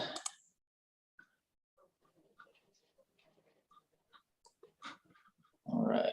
And Laura, do you want me to give you control of this one too for the slides? Yes, please. Okay. All right, you should be able to take that now. I feel like I've got it. Let's see. I don't use my mouse. Oh, that's not working. Here, let me. All right, now try double clicking on the screen. There you go. Okay. All right. See. There we go. All right. We have Michael and Daryl with us. Great. So can I go, Carl? Yeah, go right ahead. Okay. Hi again.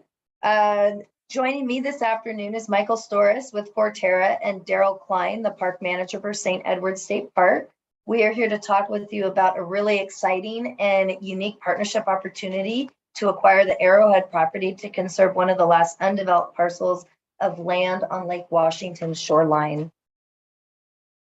St. Edward State Park is located in King County along the northeastern shoreline of Lake Washington and northeast of the city of Seattle. The property is in the city of Kenmore, population of 23,000. Within 4 miles are the cities of Kenmore and Lake Forest and portions of Kirkland, Bothell, Briar, Linwood, Shoreline, and Seattle, part of a contiguous urban area of over 3 million people. The property is approximately 6.5 acres. It has been owned by the Menard family for over 70 years. I will begin by addressing question 1 need. The Arrowhead property is consistent with 4 of the 6 principles as outlined in our state park strategic plan. The property is included in the park's long-term park boundary of the park for the purposes of trail connectivity and natural forest land and resource protection. It's included in the city's comprehensive plan as a priority for open space acquisition around the park. The city's SMP highlights the shoreline that would be protected here. And there have also been 2 UW Bothell wildlife reports at the park, which included this property for protecting habitat connectivity and the importance of protecting habitat for wildlife in urban areas. Now I will move to question 2 on project significance.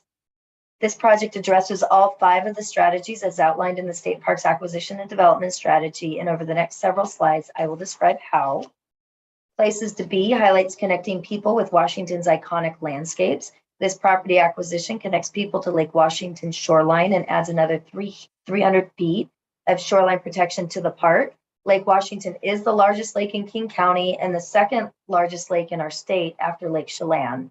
Most people cannot afford a house on the water, but all people can enjoy our public lands on the water. This is truly a treasured opportunity. The park has an experienced has experienced dramatic increases in visitation with 800,000 in 2021 and anticipated 1 million in 2022. The park currently has 3,000 feet of protected shoreline and consists of 326 acres. There are many features of St. Edward State Park that are on the National Historic Register, one of which is the North Trail, which connects to the subject property trails. This property acquisition would allow managers to provide restoration and long-term preservation of the North Trail while providing an expanded loop for trail users to enjoy. St. Edward's and this expansion opportunity tell the story of Lake Washington and its historic ecological composition. Walking along the lakefront area allows the public to access and experience the undeveloped shoreline area as it once was. It also provides people with an opportunity to connect with the wildlife that utilize the area. This acquisition will add 1/2 mile of trail and allows the opportunity to formalize the social network of trails that currently exists and are being heavily utilized.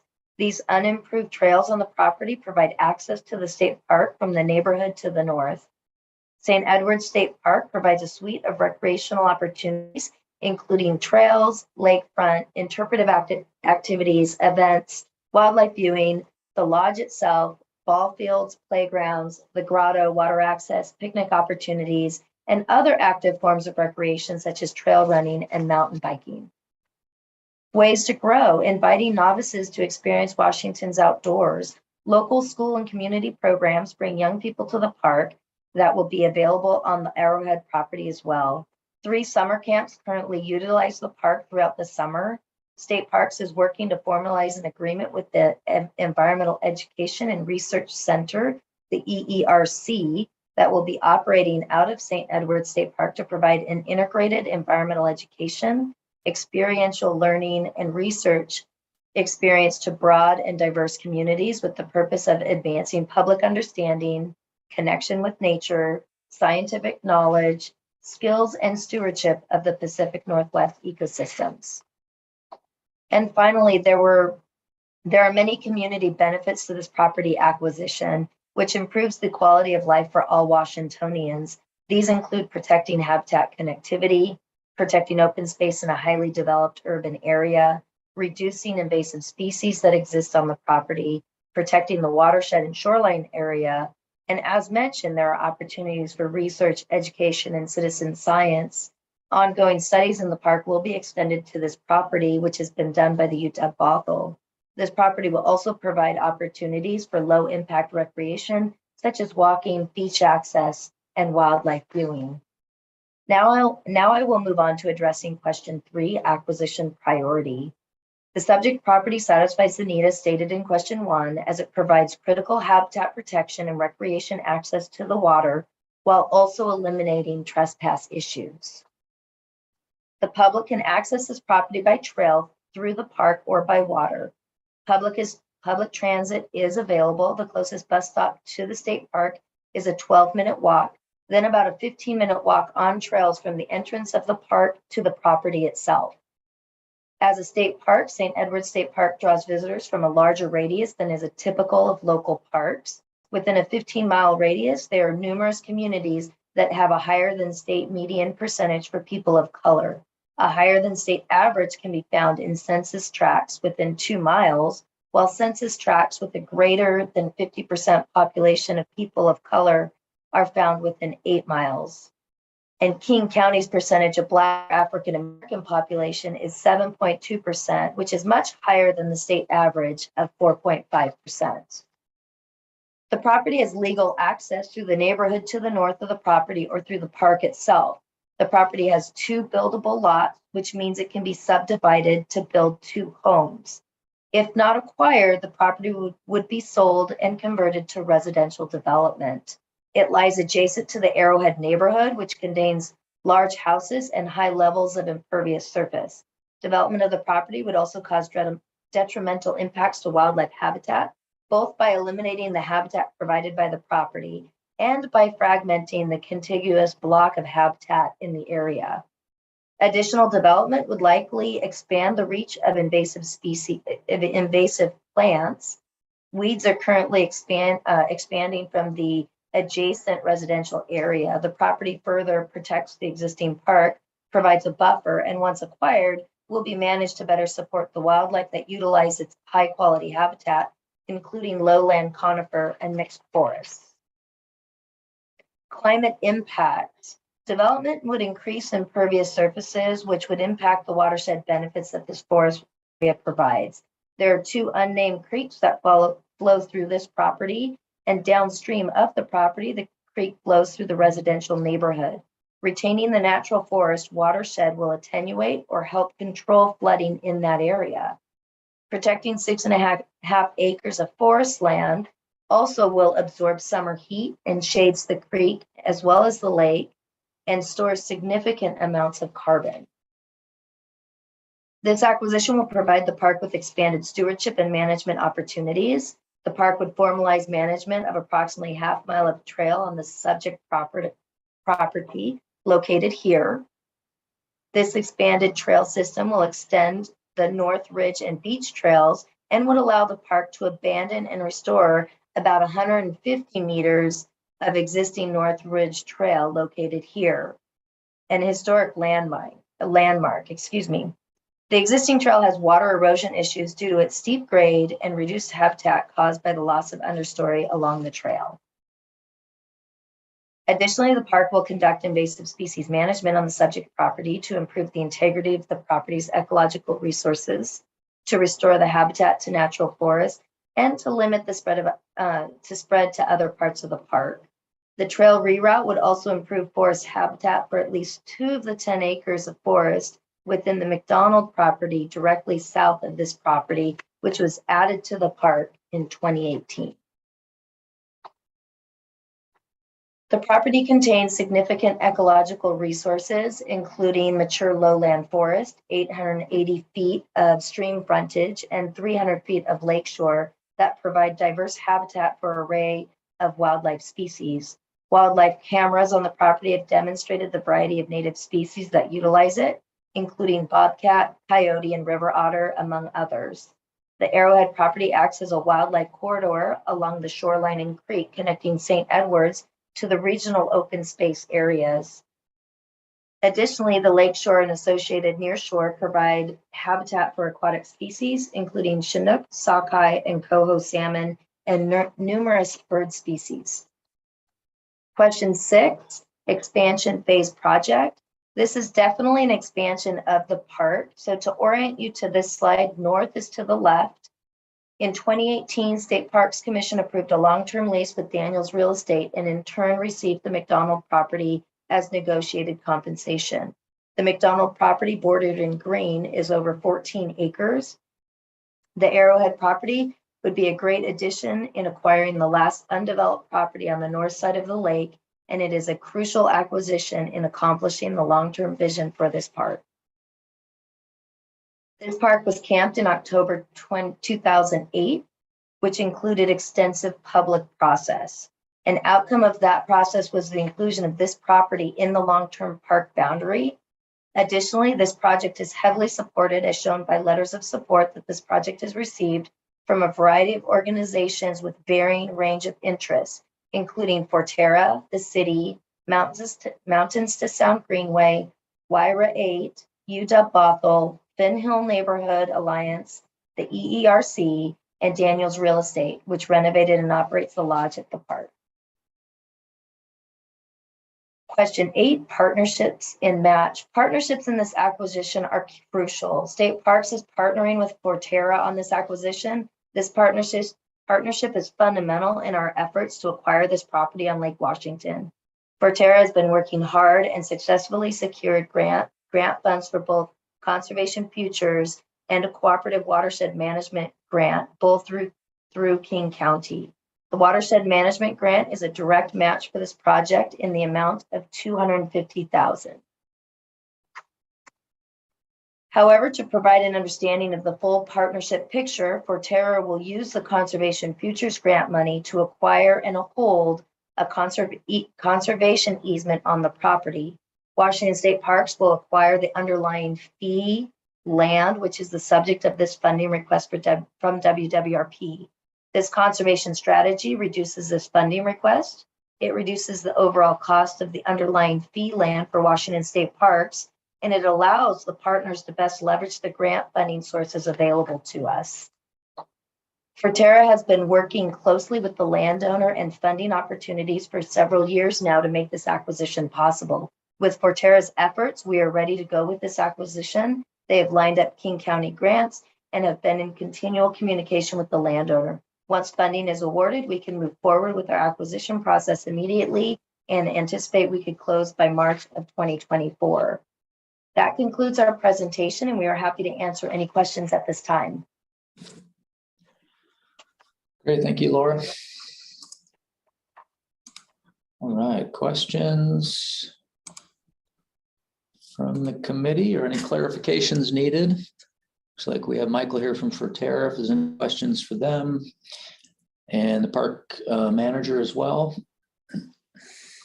Sam, go ahead. Hey, Laura.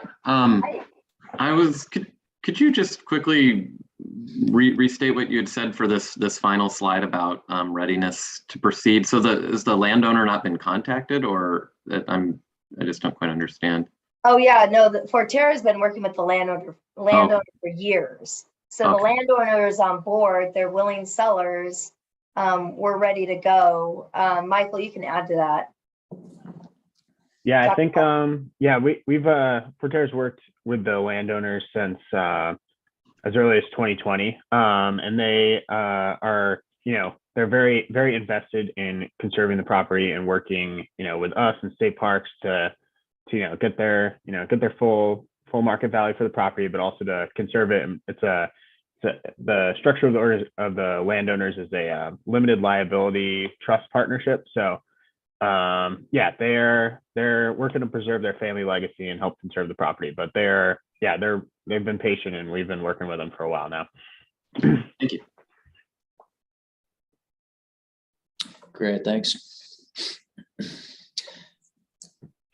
Other questions on this acquisition? Daryl, do you have anything to add? No, I think you covered everything that I had sent in to include. Thanks.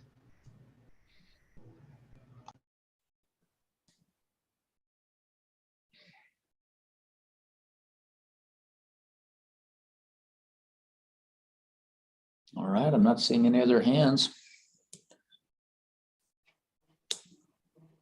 How's it going with the new seminary lodge arrangement there? People seem to be enjoying that. For the most part, they are. They actually have a large company picnic going on their property, the leased property right now. All right. Been a very popular wedding venue this summer. Oh yeah, I'll bet. It's a beautiful site. Good. Well, I think it looks like you answered everything and not any other questions popping up. So thanks, Laura, and appreciate Michael and Daryl being here and joining us. Yeah, thank you, Michael. Thank you, Daryl. Yeah, thanks, everybody. All right, we'll see you later. Thank you, everyone.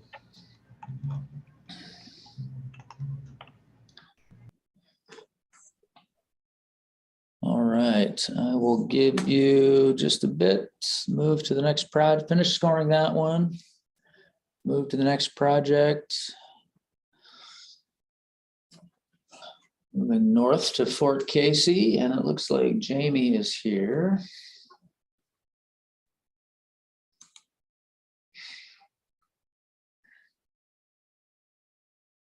Hi, Carl. Hey, Jamie, there you are. Good to see you. Yeah, you too. How's it going so far today? On track, it looks like. Good, yeah, we're staying on track. Good presentations from all of you, so good. Yeah. Chris Holmes should be on too, I believe. What's that? Is there someone else joining you? Oh, Chris Holmes. Yeah, I see. Yep, Chris is there. Okay, I'm gonna stop my video. Jamie, hey there. Jamie, I'll pass you control. Okay. Oh, there we go. All right, double click on the screen and there we go. Looks like you got it. Okay, let me get move down here. Okay. All right, well, whenever you're, yeah, go right ahead. Okay. Ready, Chris? All right. Hey, hi, I'm Jamie Vandevanner, the Northwest Region Planner for State Parks, and I'm here with Chris Holm, our Central Whidbey Island Parks Area Manager, and we're presenting the Fort Casey State Park Admiralty Head Lighthouse ADA and Interpretation Development Project. Fort Casey State Park is in the northwest corner of the state in Island County on Whidbey Island. The park is 999 acres in size with over 10,000 feet of shoreline on Puget Sound's Admiralty Head Inlet. Constructed in the late 1880s, Fort Casey was equipped for defense and used as a training facility until the mid-1940s. Fort Casey, along with Fort Worden and Fort Flagler, formed a triangle of fire to defend the entrance to Puget Sound. Approximately 550,000 people visit the park annually, with the lighthouse being one of the main attractions of the park. The park offers 68 park picnic tables, 1.8 miles of trail, 35 campsites, a boat launch, an underwater dive park, large open lawn areas, and commanding views of Admiralty Head and the Olympic Mountains. Admiralty Head Lighthouse, built in 1903, is one of the most popular attractions of Washington State Park System and the most photographed and painted lighthouse in the state. Question 1, public need. The classification and management plan or camp plan for the Central Whidbey Area State Parks was completed in 2008 and included a public review process and provides long-term planning guidance for the park. The project addresses needs identified in the camp plan for Fort Casey and other broader agency plans by providing accessible parking and restrooms and expanding interpretive functions and opportunities at this highly visited attraction. The project addresses several needs specifically identified in the Fort Casey interpretive plan by providing accessible interpretation, visitor orientation, and programming space for the lighthouse. Of the 6 core principles and goals of the 10-year strategic plan, this project provides exceptional recreation, cultural, and interpretive opportunities by providing accessible route of travel to the lighthouse and new exterior interpretive plaza and improves interpretation of the lighthouse. Quality of life and opportunities to experience the outdoors are both improved by making the project area ADA accessible, and strategic partnerships at the lighthouse help manage resources and sustain an exceptional park system. Excuse me. Question 2, project significance. Places to be.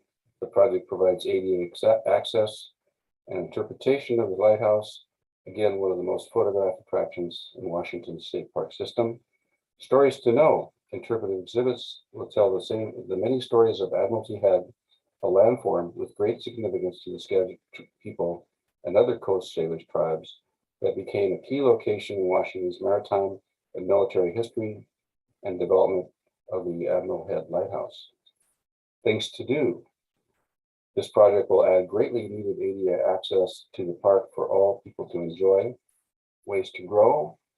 The project will provide universally accessible outdoor recreation experience with historic interpretive information and exceptional views of some of Washington's most iconic landscapes. Something for everyone. This project will include multiple universal design features and provide space for live interpretive programming for a variety of subjects in the park. Question 4, project design. The site plan includes an ADA compliant route of access. What happened there?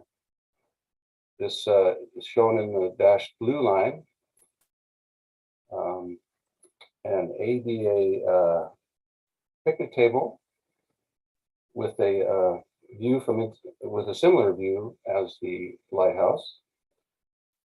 An ADA compliant restroom with an informal kiosk and pay station nearby, and an exterior plaza with seating and interpretation of the native tribes, the lighthouse, and its strategic location at the entrance to Puget Sound. The interpretive plaza is located on a level portion of the existing lawn area and includes 5 sign panels, an elevated relief map, a bronze map inlaid into the concrete paving, and concrete seating walls. This is a photo of the lawn area where the interpretive plaza and accessible route of travel to the lighthouse are proposed. This is the existing gravel road that will be paved and a separate accessible walk added alongside. This is the location of the ADA picnic table, somewhere in this general vicinity, with a similar view from inside the lighthouse. And here's a restroom recently completed at Racear State Park in a similar wooded setting that we are proposing for this project.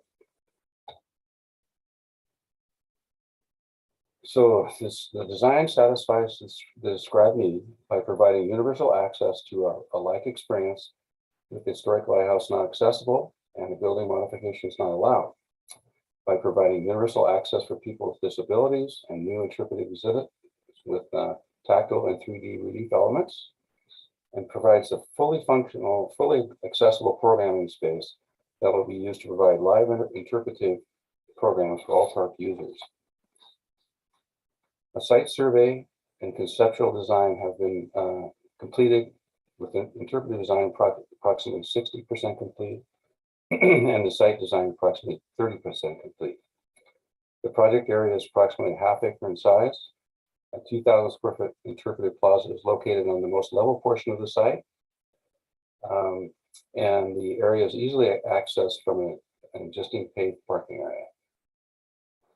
The project adds universal accessibility that does not currently exist. The project design addresses the needs of the state's diverse population by providing interpretation of the native tribes, the lighthouse, and its strategic location at the entrance to Puget Sound. Land use, grading, and building permits are not anticipated to be overly complicated. A shoreline permit will not be required, and documents of compliance of cultural review and consultation will be submitted to RCO. Design of the project will integrate sustainable low-impact development with the site design limiting the area of impact and respecting the historic landscape and view shed. And finally, the accuracy of the cost estimate is based on conceptual design with ground survey data and allows for current and escalated construction costs. Question 5, resource stewardship. The project is designed to provide public access and education to the lighthouse, which was the subject of significant heritage preservation efforts in an earlier project phase. The project will result in increased public understanding for and protection of multiple natural and cultural resources that will be interpreted in the new space. As mentioned in question 4, all recreation improvements are designed to limit impacts and minimize ground disturbance. The gravel maintenance road will be paved. The site will be graded to minimize impacts to cultural resources, and existing trees will remain undisturbed at the restroom location. Question 6, expansion phase project in 2020. The first phase of the lighthouse interpretation completed renovation of the interior and exterior of the lighthouse structure. This project provides interpretive information of the lighthouse for people with disabilities not available to them inside the lighthouse. It provides universal access around the lighthouse with a similar view and experience, provides interpretive information for our lighthouse visitors after hours, and provides a gathering area for educational programming by park staff. In 2019, an ADA route of travel with an interpretive wayside was constructed to the Battery Worth military bunker to provide a like experience with a historic structure not accessible and building modification not allowed, very similar to the lighthouse. Question 7, we received 13 letters of support, and the general comments include better visitor experience for accessibility and after hours lighthouse visitation, need for facilities meeting the current universal accessibility requirements and provide equal access for people with disabilities, and the need for accessibility for diversity, equity, and inclusion. Question 8, partnership or match. The project supports strategic partnerships with community organizations and nonprofits by expanding services with the new exterior interpretive plaza and providing ADA accessibility that does not exist at the lighthouse. The Lighthouse Environmental Program, or the LEP, it has its abbreviated, is a statewide program funded through the sale of specialty lighthouse vehicle license plates and helps fund the lighthouse interpretive specialist at the park. The keepers of Admiralty Head Lighthouse are volunteers who obtain and manage funds for maintenance, restoration, and educational programming of the lighthouse, conduct fundraising events, and sell lighthouse memorabilia. And the lighthouse docents are volunteers who raise funds through visitor donations and present interpretive programming to visitors inside and outside the lighthouse.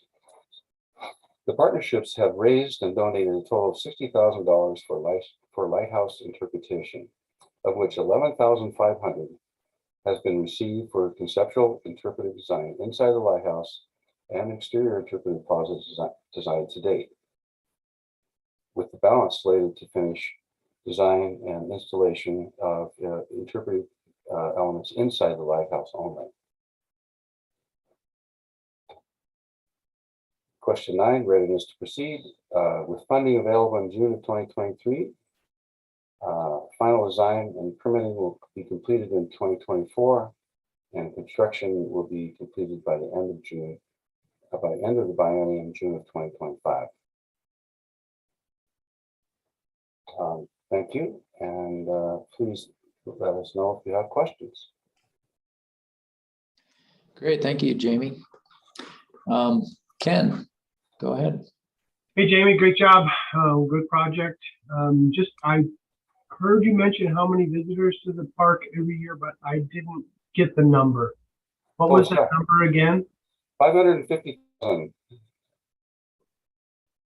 And we're assuming that, since the lighthouse is such a main attraction, most of them go there.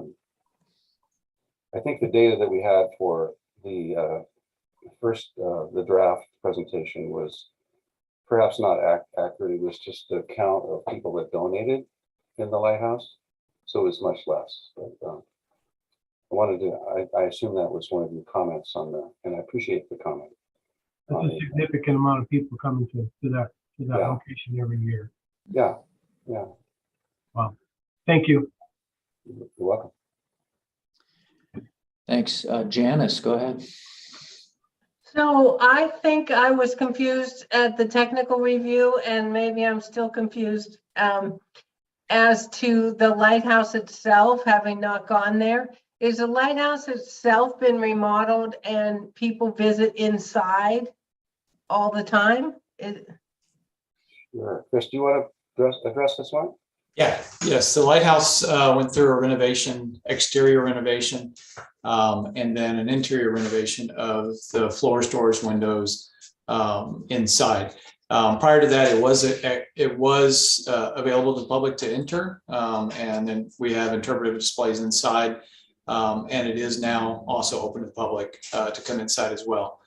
It is not, however, ADA accessible due to it being a historic structure. But Jamie mentioned the 550,000 roughly visitors that come to the Fort Casey State Park. We have docents that actually keep track of who actually enters the lighthouse, and that number is roughly 50,000 a year. Oh, okay.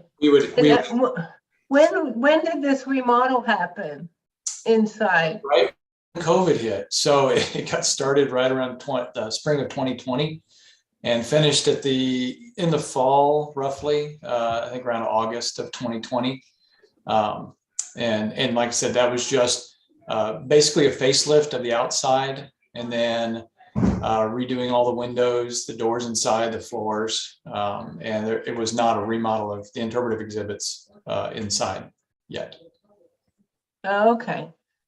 Okay, I understand better now. Thank you. Sure.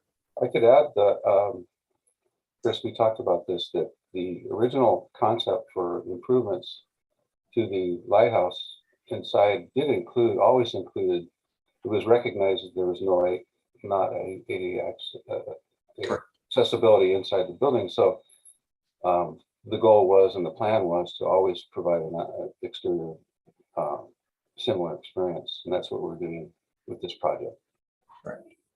Okay, great, thank you.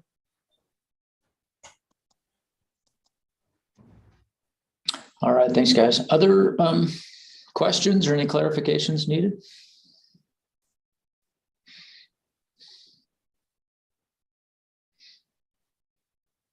Okay, I don't see any other hands, so thanks for joining us. Appreciate it. Thank you for the opportunity. Appreciate it. Thank you very much, everyone. All right, we'll see you later. Okay, bye-bye. Okay, all right, folks, we have arrived at a short break. Well, we're a little ahead of schedule, so it'll be a regular break. So come on back at 2:15 or a minute or so before that, and we'll keep on going with Green River Gorge.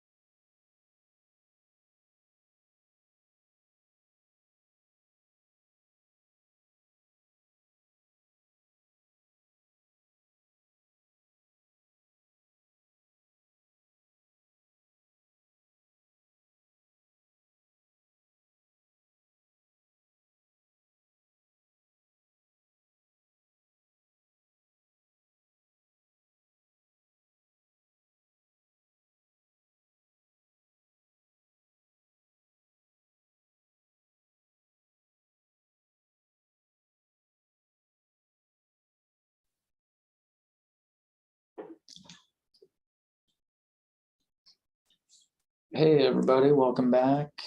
Hey, Nikki. Hi there. Looks like you're doing the next 3. All right. Hopefully have a glass of water handy. Yeah. All right, I swapped out that Alta Lake, so that should be good now. Thank you. Sorry about that. I'm glad I noticed it earlier, though. Yeah, no worries. All right, Green River Gorge, Icy Creek. Here we go. I'm going to turn off my video. Hand you control. All right, go ahead and click on the screen, see if you can take that now. Yep, good. All right, go right ahead. Okay. So this project will acquire about 52 acres within the long-term boundary of the Green River Gorge Conservation Area. The Green River Gorge Conservation Area is a special place. It's located in South King County near the city of Black Diamond. Oops.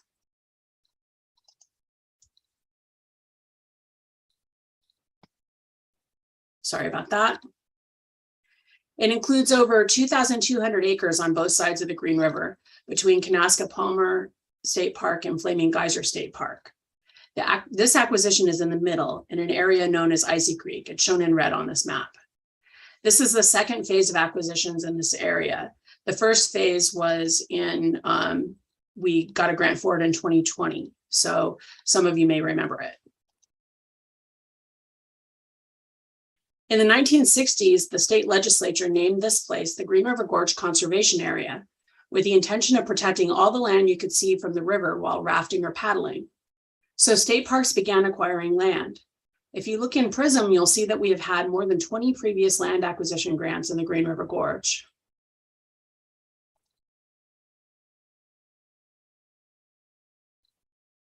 For the first question, public need, in 1969, the Washington State Legislature established the Green River Gorge Conservation Area and directed state parks to begin acquiring land along the Green River to preserve it for the recreation needs of the region. State Parks has worked consistently for 50 years to fulfill this legislative direction, and this project is one of the most significant in 20 years. Icy Creek is included in the Green River Gorge Conservation Area long-term boundary right here.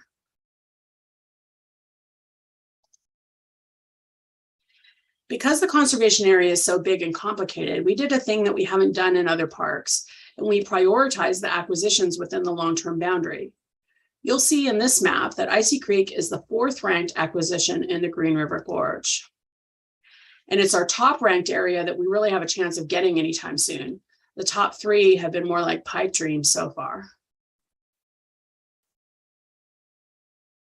In addition to the legislative direction at agency camp, Icy Creek Ridge has also been identified as an acquisition priority through King County's Land Conservation Initiative, which seeks to preserve important natural lands and trails in the county. This acquisition will connect the conservation area with properties King County is acquiring to the south. This acquisition is needed in order to develop a 16-mile trail along the south rim of the gorge, as shown on this map. As it happens, the rim trail is already developed in the area of Icy Creek Ridge, as are a couple of trails down to the river. For the second question, project significance, this project supports all of the acquisition and development strategy goals. For places to be, the Green River Gorge is such an iconic Washington landscape that it was specifically recognized by the state legislature as a place that needs protecting. It is one of the most beautiful places in Western Washington. For stories to know, the lands in and around the Green River Gorge were historically used for mining coal, clay, and cinnabar for mercury. The Green River Gorge is also the only remaining river-cut rock canyon in Western Washington. The gorge walls give geologists a peek back millions of years. And you'll see an old coal mining cart here in the river.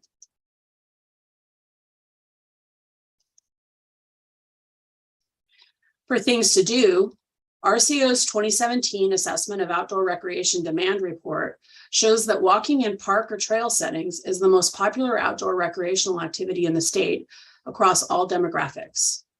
This project acquires some of the alignment needed for a trail along the south rim of the gorge from Kanaska Palmer to Flaming Geyser. Additionally, the Green River is popular for fishing and whitewater kayaking and rafting.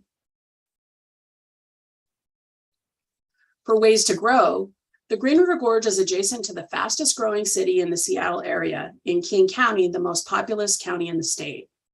When a trailhead is developed on this property, it will be well positioned to be a gateway experience into backcountry hiking for people who are new to it. For something for everyone, this acquisition will prevent additional houses from being developed close to the river. The area is already platted for 14 home sites, with 5 of them being in this phase 2. It already has roads and a stormwater system installed. It's ready to sell to a developer. Preventing that development close to the river will protect important groundwater resources that affect water quality and quantity in the green. The next question is acquisition priority. As I showed you earlier, the Icy Creek area is the highest priority feasible acquisition in the Green River Gorge Conservation Area. This is actually the 3rd time we've tried to acquire these properties, but until now there wasn't a willing seller. We have a signed purchase and sale agreement on phase 1 grant, and the landowner is willing to sell us the remaining parcels in the area if this phase 2 grant is also funded. This is really a big breakthrough, something I've been working my whole 17-year career at Parks to accomplish. And we can't miss this opportunity to make some real progress toward protecting the gorge. Their willingness to sell now is important because this area is already platted and the roads and stormwater system are ready for development of 14 homes. We must act now to acquire the land because if State Parks doesn't purchase the property, it could be easily and quickly sold for residential development, especially with all of the increased development in nearby Black Diamond. If that happens, a trail along the south rim of the gorge will be impossible. The cost of land in this area has increased sharply over time, and is likely to go up even more quickly in the future as residential development gets closer to the gorge. Delaying this purchase will lead to us paying more money for less land if we're able to purchase it at all. This acquisition also supports our climate adaptation plan by increasing habitat connectivity. Icy Creek Ridge will serve as a habitat corridor along the gorge and between it and King County's Bass and Beaver Lake complex to the south. The acquisition will also contribute to climate resiliency by preventing development right up to the rim of the gorge. Keeping the forest intact helps protect water quality and quantity in the green, making it more resilient to increasing temperatures. The revised Code of Washington directs state parks to acquire land in the Green River Gorge Conservation Area. Its stated intent is to preserve the area within the canyon rim in its natural pristine state. This map from Google shows the topography a little better. And you can see that these Icy Creek Ridge acquisitions include some land below the canyon rim. This project directly meets the original legislative intent of the Green River Gorge Conservation Area. It also supports our goal for a trail along the rim of the gorge, which you can see in this pink line here. The Green River Gorge Conservation Area provides opportunities for a diverse population to enjoy the outdoors. King County is the most racially diverse county in Washington, and 2 of the most diverse cities in King County, Federal Way and Kent, are each about 15 miles from the site, shown with the star, making it one of the closest state parks to these communities that are more than 50% people of color. And Tacoma is only about 20 miles away, where there are more people living below the poverty line than the national average. The project is also adjacent to the census tract in King County with the highest percentage of Native American people. The Green River was and continues to be very important to the Muckleshoot tribe. Question 5 is resource stewardship. As I just showed, the acquisition will prevent residential development of the Icy Creek Ridge parcels, which are already platted for that use. If owned by state parks, the property will continue serving as a habitat corridor along the Green River and between the river and King County's Bass and Beaver Lake complex to the south. And keeping the site forested will allow it to continue providing significant groundwater recharge to the Green River, maintaining water quantity for the fish that live in it, including 2 threatened species, Chinook salmon and steelhead trout. This Chinook was photographed in the Icy Creek area. The city of Black Diamond, just north of the river, currently has about 4,700 residents. Development is currently underway within the areas outlined in pink here. This will add 6,000 more homes, more than doubling the size of the city. You'll see that the area is mostly forested right now. Soon the lands protected by state parks in King County will be the only undeveloped property left here. This project is part of question 6, asks whether this is an expansion or a phase project. This project is part of a 50-year phased effort to acquire property in the Green River Gorge Conservation Area. It might be the longest running, continuously sustained acquisition effort the state parks has done. Each numbered parcel on this map was a separate acquisition. Over 20 of the previous acquisitions in the gorge were done using RCO grants. This project will also complete the purchase of Icy Creek Ridge, that's the whole red outlined area, allowing us to move on to acquiring the rest of the Icy Creek parcels to the north. This phase is important to continuing to develop trust with the current landowner so that we can be successful in acquiring their remaining parcels within the long-term boundary. The next question is on project support. This property was included in the conservation area's classification and management planning process, which included a lot of public outreach, and it has continued to be a priority for the community since. We've received letters of support from King County, Green River College, the Green River Coalition, Friends of Bass Lake, Enumclaw Plateau Community Association, and several private individuals. The next question is on partnership or match. There is no match for this project, but we have 2 partners. The first is King County. Our 2 agencies have been working together for many years to acquire property along the Green River. This match shows the long-term park boundary outlined in pink.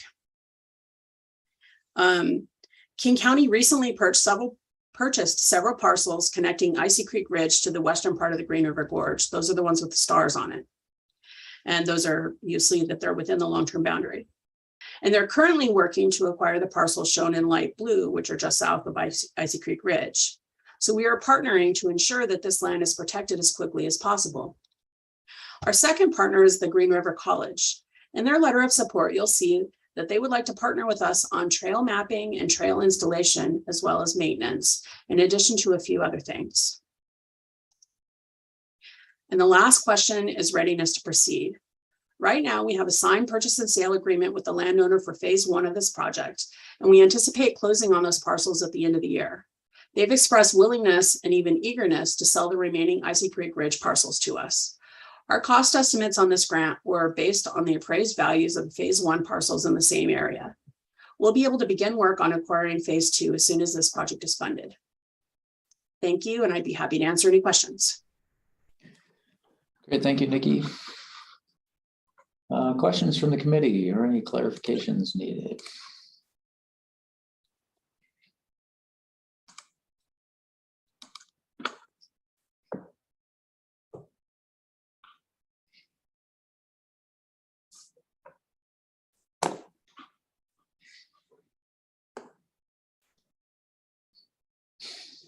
Janice, go ahead.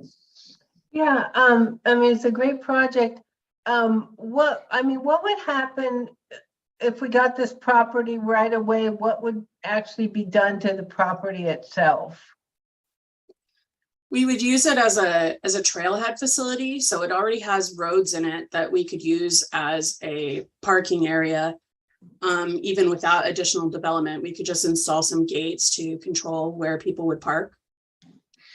And there are already pathways between those roads to the trail system that already exists, at least to the north it exists. So you could get on the trail system within the property and head northward and walk through along the rim for a part of the gorge. And then in a later phase, we could actually develop a formal trailhead here on the property as well. Okay, thank you.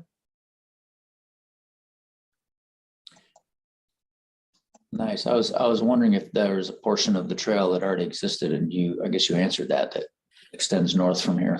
Yeah, so if we go back to the slide, to one of my earlier slides. Sure, which one do you want to?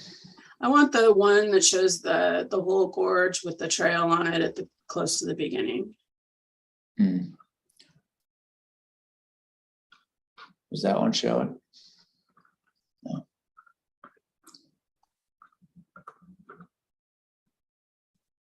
Getting close. Oh, there we go. There's existers. Yeah, that's it.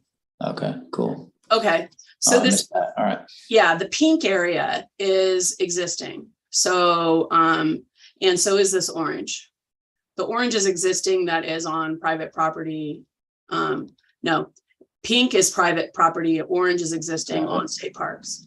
Gotcha. Okay. So people could get into the trail system within this property and head northward and get about this far. Yeah. And then also there are trail connections along here to be able to go down to the river. So there are a couple places where you could get down and see Icy Creek and Hanging Gardens, which are two of the prettiest parts of the gorge. Nice.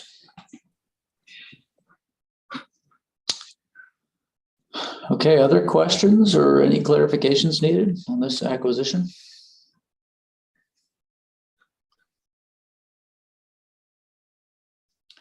Okay, I'm not seeing any other hands, so I think we're good. Thanks. If folks want to wrap up their scoring of that project and go to the next one, Alta Lake, moving over to Eastern Washington. I'll get that PowerPoint pulled up.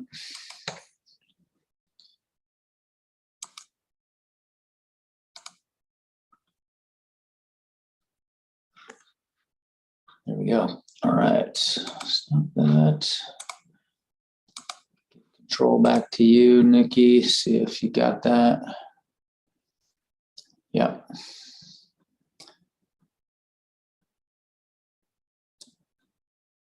Looks like you're moving the mouse around. Can you? Yeah, I muted myself and was talking, saying very important things that nobody was hearing. Can you advance the slides? Looks like I saw the mouse moving. I want to make sure. There it goes. Okay. Yeah. Great. So this project will acquire about 79 acres on the west side of Alta Lake State Park, as well as a trail easement on the east side of the park.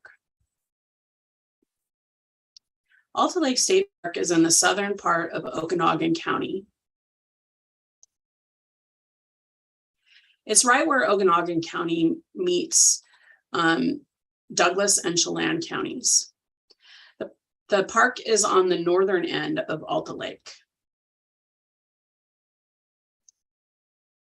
This project will acquire several parcels within the long-term boundary on the west side of the park, here outlined in red, to allow for habitat conservation as well as an easement, through this area on the east side of the park to allow for a future around the lake trail.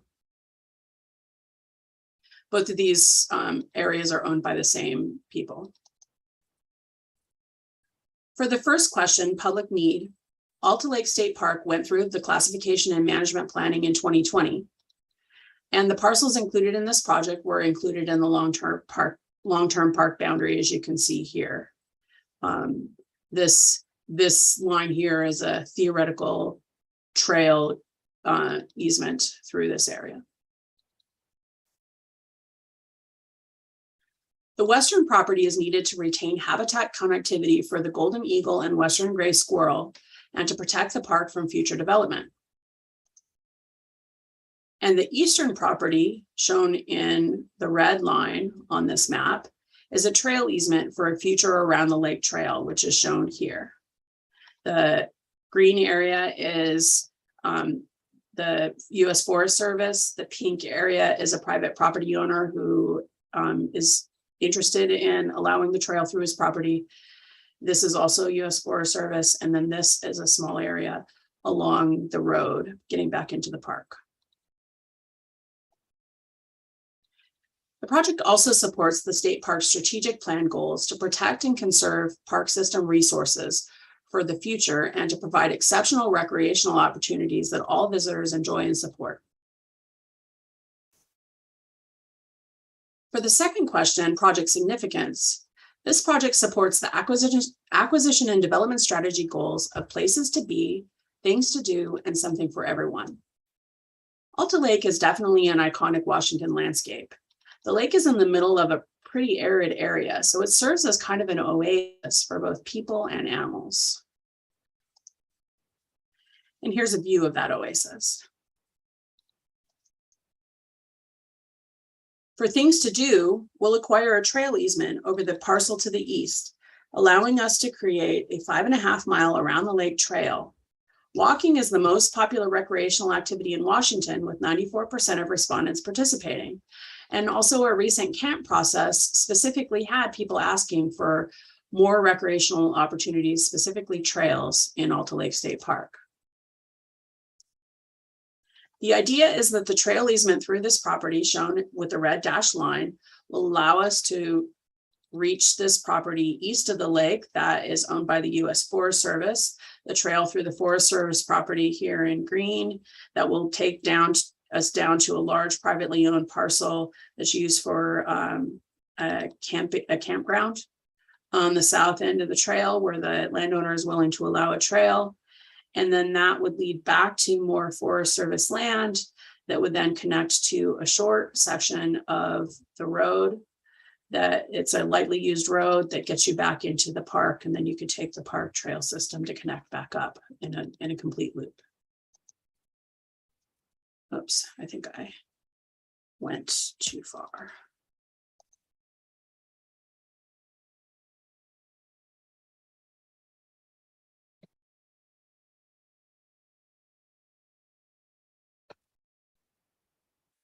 Okay. For something for everyone, the parcels on the west side of the park serve as a wildlife corridor, and this project will prevent them from being developed into more housing. This photo was taken by a wildlife camera in the project area.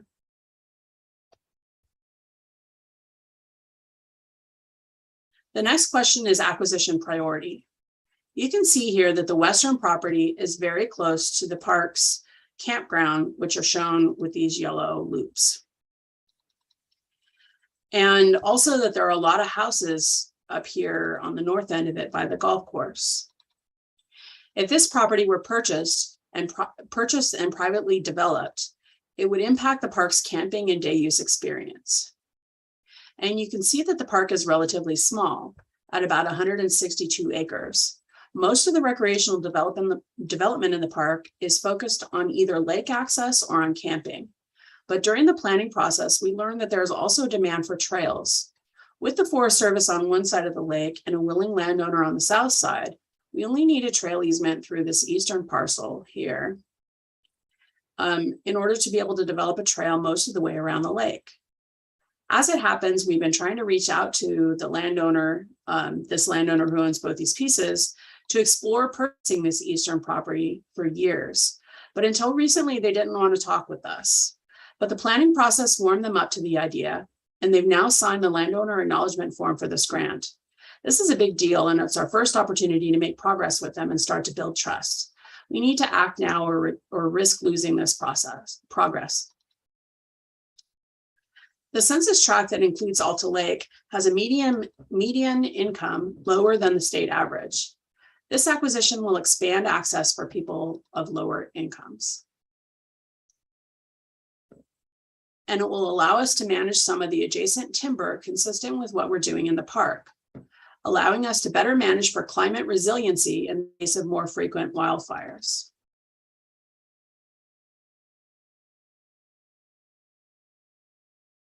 Question 5 is resource stewardship. Acquiring this property will prevent the area between the park and the mountains from being developed, allowing critters like this to continue using it. And this guy too, as well as golden eagles and western gray squirrels. It will also allow us to continue our reforestation efforts on the west side of the park after the last fire. Question 6 asks whether this is an expansion or a phase project. This isn't a phase project, but we hope that we can continue building trust with the landowner by purchasing the properties on the west side of the park, and that in the future, they might consider selling us the rest of this parcel on the east side that I've got with the star on it there, that we've been trying to talk to them about for years. The owner hasn't been a fan of state parks ever since we condemned part of his property in the 1970s in order to develop a system to pump water into the lake from the Methow River. Until this last year, he wouldn't talk with us, but now we have a signed landowner acknowledgement form from him. If we can repair the relationship enough for him to consider selling us this property, this project will have been an important first phase. The next question is on project support. We had an extensive public process just a couple years ago that identified these properties for the long-term park boundary. We reached out to a diverse audience from around the state, and the vast majority of the comments about Alta Lake, about anything at Alta Lake, were about trails. Some of them are shown here on this slide. And the ones all of these comments are about trails, and the ones I've circled in pink are the ones that we're talking about and around the lake trail that they particularly wanted. Right now, the park is mostly focused on motorized boating, and people told us that they wanted more recreational diversity in the park, trails specifically. And the trail easement part of this project is a direct follow through on what the public asked us for in our planning process. The next question is on partnerships or match. This project doesn't have a match, but if we were able to secure a trail easement through the property on the east side of the park, we believe we can develop a partnership with the U.S. Forest Service to develop a large piece of an around the lake trail on their property. That would be up here at the top of this bluff, where you'd have a great view down to the lake. And the last question is readiness to proceed. After years of trying, the owner of these properties is willing to sell us their land on the west side of the park, along with a trail easement through their parcel on the east side of the park.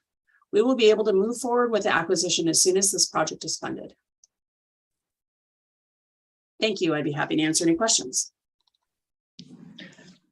Great, thanks, Nikki. Ken, do you have a question on this one?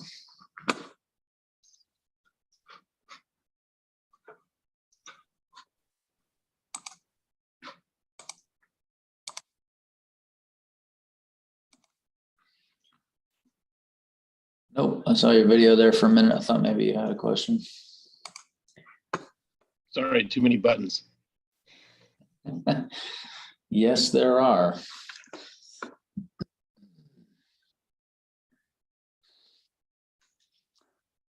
All right, anyone need any clarifications on this one? Acquisition, Alta Lake.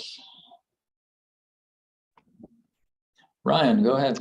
Yeah, my connection blurred up a little bit, Nikki, as you were starting your statement on the readiness to proceed. Do we have what's the status of the commitment from the landowner? Sorry, it kind of just jumbled a little bit there for me. Yeah, so we have we don't have anything signed with them, but they have told us that they're willing to sell that western property and an easement on the eastern property. And they did sign the landowner acknowledgement form, so they are actively engaging with us on this project, which is it's a big step in the right direction because we haven't been able to get this far with them before in the last few years. Great, thank you very much for the clarification. Yeah. Thanks. Anything else needing clarified?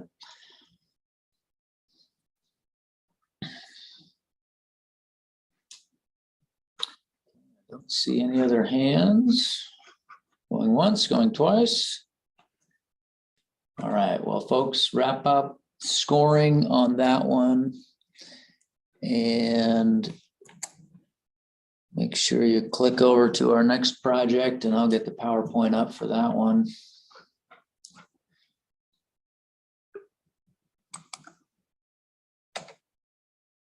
Okay, moving back over to Western Washington, Hoko River up in Clallam County. Pull that up.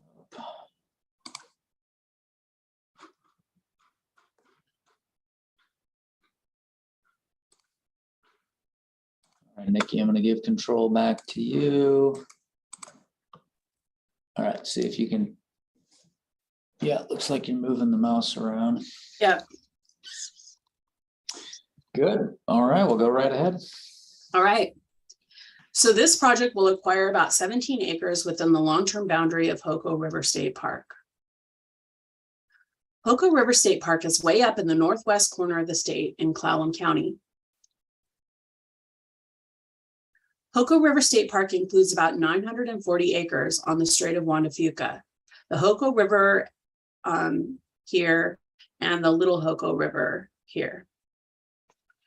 This park is currently undeveloped. The acquisition we're talking about is shown in red. Schultz property is 17 acres on the Hoko River, surrounded by the park on two sides, and the park boundary is this yellow line. The Cowan, it's in close proximity to the Cowan Ranch portion of the park. The Cowan Ranch was an early 1900s dairy farm and ranch that includes several historic buildings. The parts of the park that surround the Schultz property were all part of the Cowan property. For the first question, public need, the long-term park boundary of Hoko River State Park includes parcels connecting the existing parts of the park and protecting the Hoko River and the Little Hoko River on both sides. The Schultz property is within the long-term park boundary here. And this is a closer view of the land classifications and long-term park boundary at the Schultz property. You'll see that the Schultz property fills most of the missing notch here in the park on the right bank of the Hoko River. The remaining property on the right bank is owned by the PUD. This property is needed to allow riparian restoration and to provide public access to the Hoko River. There is currently limited access to the river from the park. There is parking at Cowan Ranch, limited parking at Cowan Ranch, but the road is between the park and the river up there. Further upstream, there isn't much parking further up. So this would be a good opportunity to be able to get access to the Hoko River. This project also supports the state park's strategic plan goal to protect and conserve park system resources for the future. The Schultz property contains habitat that is critical to the protection and restoration of the Hoko River and its floodplain.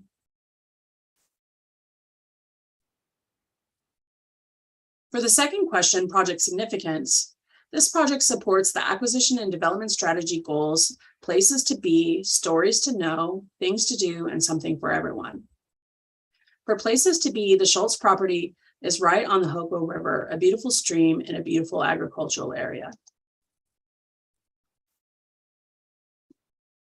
For stories to know, there are two authentic Washington stories in this part of the Hoko River. The most obvious story is in looking looking at the agricultural use in this area by white settlers, particularly as part of dairy farming. The second story is about Native people's use of this land from time immemorial to the present day. The Hoko River features in the culture and stories of the lower Elwha, Clallam, and the Makah tribes, and the two are partnering together today to restore habitat along the river. If acquired, the Schultz property could be part of that story.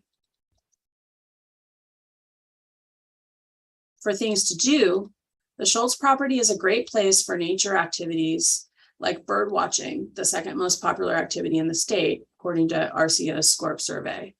This site will also make a good water access site on the Hoko River. Freshwater-based activities are the 8th most popular recreation activities in the state. There isn't good water access from the Cowan Ranch part of the property because the road is between the park and the river. So the Schultz property would be the first good low-intensity access site on this stretch of the river. For something for everyone, the North Olympic Peninsula lead entity for salmon and the Bryant Abbott Fish Barrier Removal Board have identified the Hoko River as a top priority for salmonid recovery in Washington state. The lower Elwha Clallam tribe, the Makah tribe, and the North Olympic Salmon Coalition are working on a number of projects to reconnect the Hoko River to its floodplain, including one in Hoko River State Park. If the Schultz property became part of the park, that work could continue here, improving habitat for Chinook, chum, coho, steelhead, and cutthroat. The next question is acquisition priority. This property has easy vehicle access from the road. Here's the road here. That could allow for a small parking lot to be developed for water access. Due to flooding, State Parks intends to remove all of the buildings that you can see here on this slide. The North Olympic Salmon Coalition has identified this as a good site for both in-water restoration and vegetative restoration of the Hoko River.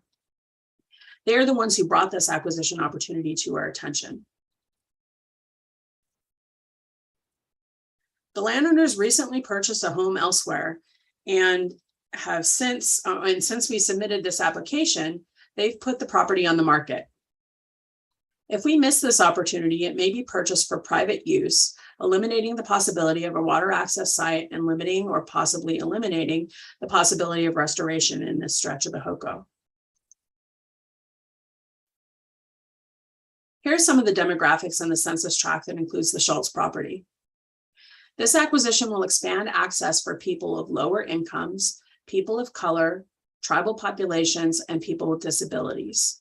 Compared to the state average, there are more Black people in the census tract than average, 5% versus 4%, and a lot more Native American people than the state average, 15.5% versus 1.2%. Question 5 is on resource stewardship. The main purpose of this acquisition is resource stewardship. As I mentioned, the Hoko River is a top priority for salmon recovery in the state. And the North Olympic Salmon Coalition brought this property to our attention due to its potential for restoration to connect the Hoko River to its floodplain and benefit the several species of salmonid in the river. They believe this acquisition will complement other restoration work within the state park that is being done in partnership with the Lower Elwha-Clallam Tribe, Makah Tribe, and state parks. Question 6 asks whether this is an expansion or a phase project. Hoko River State Park has been acquired in 10 phases so far, with more to come as we purchase the properties within the long-term boundary to connect the different parts of the park. The most recent phase was in 2017, which is in this area. And I've just heard within the last couple of days that there may be more property in that area that may become available. So we're actively working on these acquisitions. This phase is important to fill in the gap in ownership along the Hoko River near Cowan Ranch, protecting more of the right bank of the Hoko River. The next question is on project support. We had a public outreach process that ended in 2008 that helped identify the long-term park boundary and thus led to this project. We've received letters of support from the Lower Elwha-Clallam Tribe and the North Olympic Salmon Coalition, as well as a couple days ago, the project was, information about the project was published in the local paper, and we've received a couple of emails of support for it since then as well.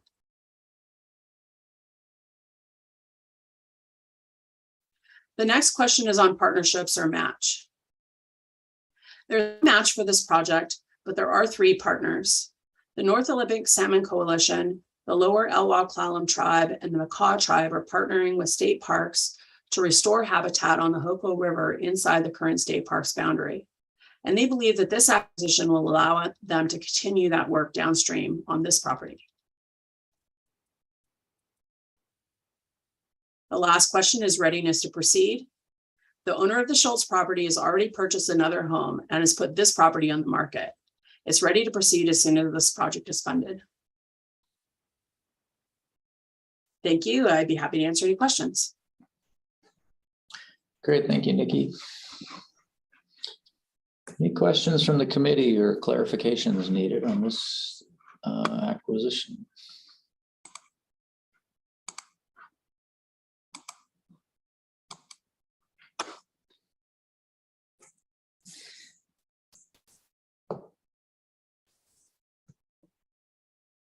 Jamie, go ahead. I'm sorry, did you mention if there's been outreach with the current property owner, or just that they have put the property up for sale? We've talked with them.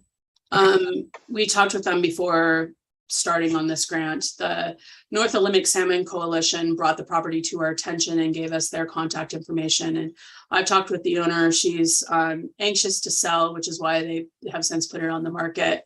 But I've emailed with her within the last couple of days as well. We're in good contact. Okay, thank you. Thanks. Sam, did you have something? I thought I saw your hand there for a minute, but.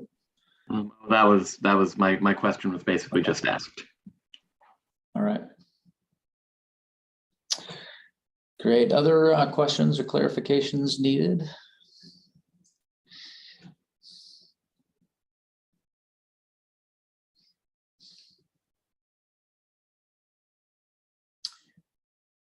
Okay, I don't see any other hands up, so I guess you must have answered the questions. Thanks, Nikki, for joining us. Thank you all. All right. And I needed basically my whole water bottle, so that worked out. That's good. Yeah, a lot of talking. 3 in a row. All right, we'll see you later.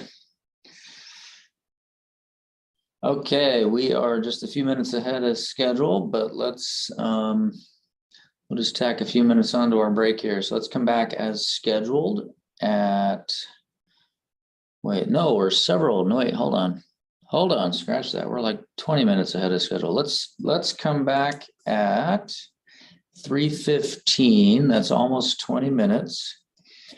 And yeah, stay a little bit ahead of schedule and maybe get out of here a little early. Thanks. Let me know. Does anyone have any questions? No. All right. See you back here at 3:15.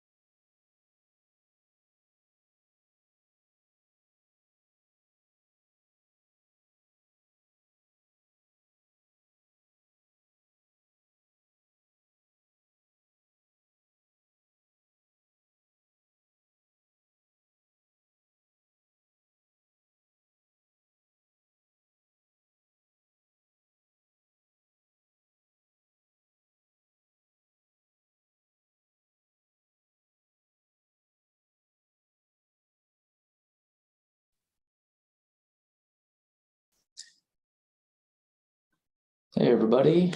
Tanya, looks like you're here.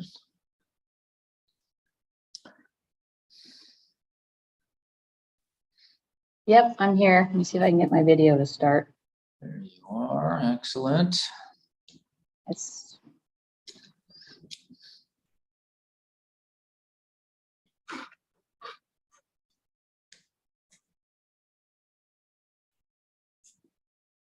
Nope, it's not letting me start my video, unfortunately.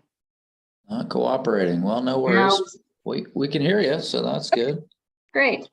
That'll work. Let me open your PowerPoint. All right, can you see that? Not yet. There we go. Now it's on there. Okay, great.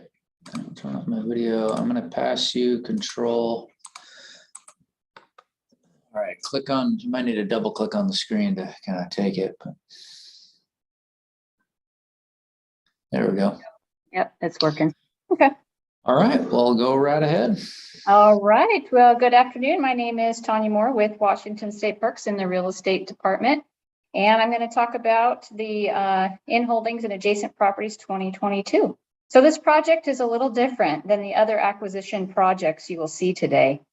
Instead of identifying specific properties we intend to acquire, this grant is intended to give us a flexible source of funding to quickly acquire small critical properties and to take advantage of opportunities that arise throughout the next biennium. Due to the size and scope of these properties, they do not compete against the big projects that are presented as standalone grants. However, this is the most important grant we ask for every 2 years. In fact, we have applied for and received funding to acquire in-holdings every biennium since 1996. That includes 13 separate grants, and they have made an enormous difference to our state park system. This map shows the locations of 61 purchases made or assisted by the in-holdings project over the years. How does a property make the in-holdings list? Many of our parks have gone through a public planning process called Classification and Management Planning, or CAMP for short. One of the products of CAMP is a long-term park boundary. These long-term boundaries have helped us identify some potential in-holding and adjacent property acquisitions. Another way properties make it to our in-holdings list are requests by park managers when they have management issues such as trespass, boundary line, or encroachment situations, and miscellaneous incompatible issues. We keep a ranked list of properties we would like to acquire as in-holding funds come available. This list is long and new opportunities come up all the time. So therefore, this list is reviewed often and re-ranked if necessary. Since we don't know specifically which properties we will acquire with this grant, 3 example properties are included in this presentation. All 3 properties are ranked high on the in-holdings list and are likely candidates for acquisition next biennium if this grant is funded. Question number 1, public need. Acquiring in-holding and adjacent properties align with our agency's strategic plan, which includes improving trails and park services that meet the needs of a growing and increasingly diverse population, protect ecosystems and habitat for long-term sustainability, obtain and effectively manage resources needed to create and sustain an exceptional park system. In fact, we only acquire the highest priority projects on our in-holdings list. And to be ranked high, a potential acquisition will need to resolve management issues, protect natural or cultural resources, or expand recreation. And those are some of the main focuses of our strategic plan. In addition to the strategic plan, in-holdings grants are directly implementing the agency's acquisition and development strategy. Now I will go over the example projects in a little more detail. The first example property is the Smith property at Grayland Beach State Park. It lies in the northeastern corner of the park, just off the highway.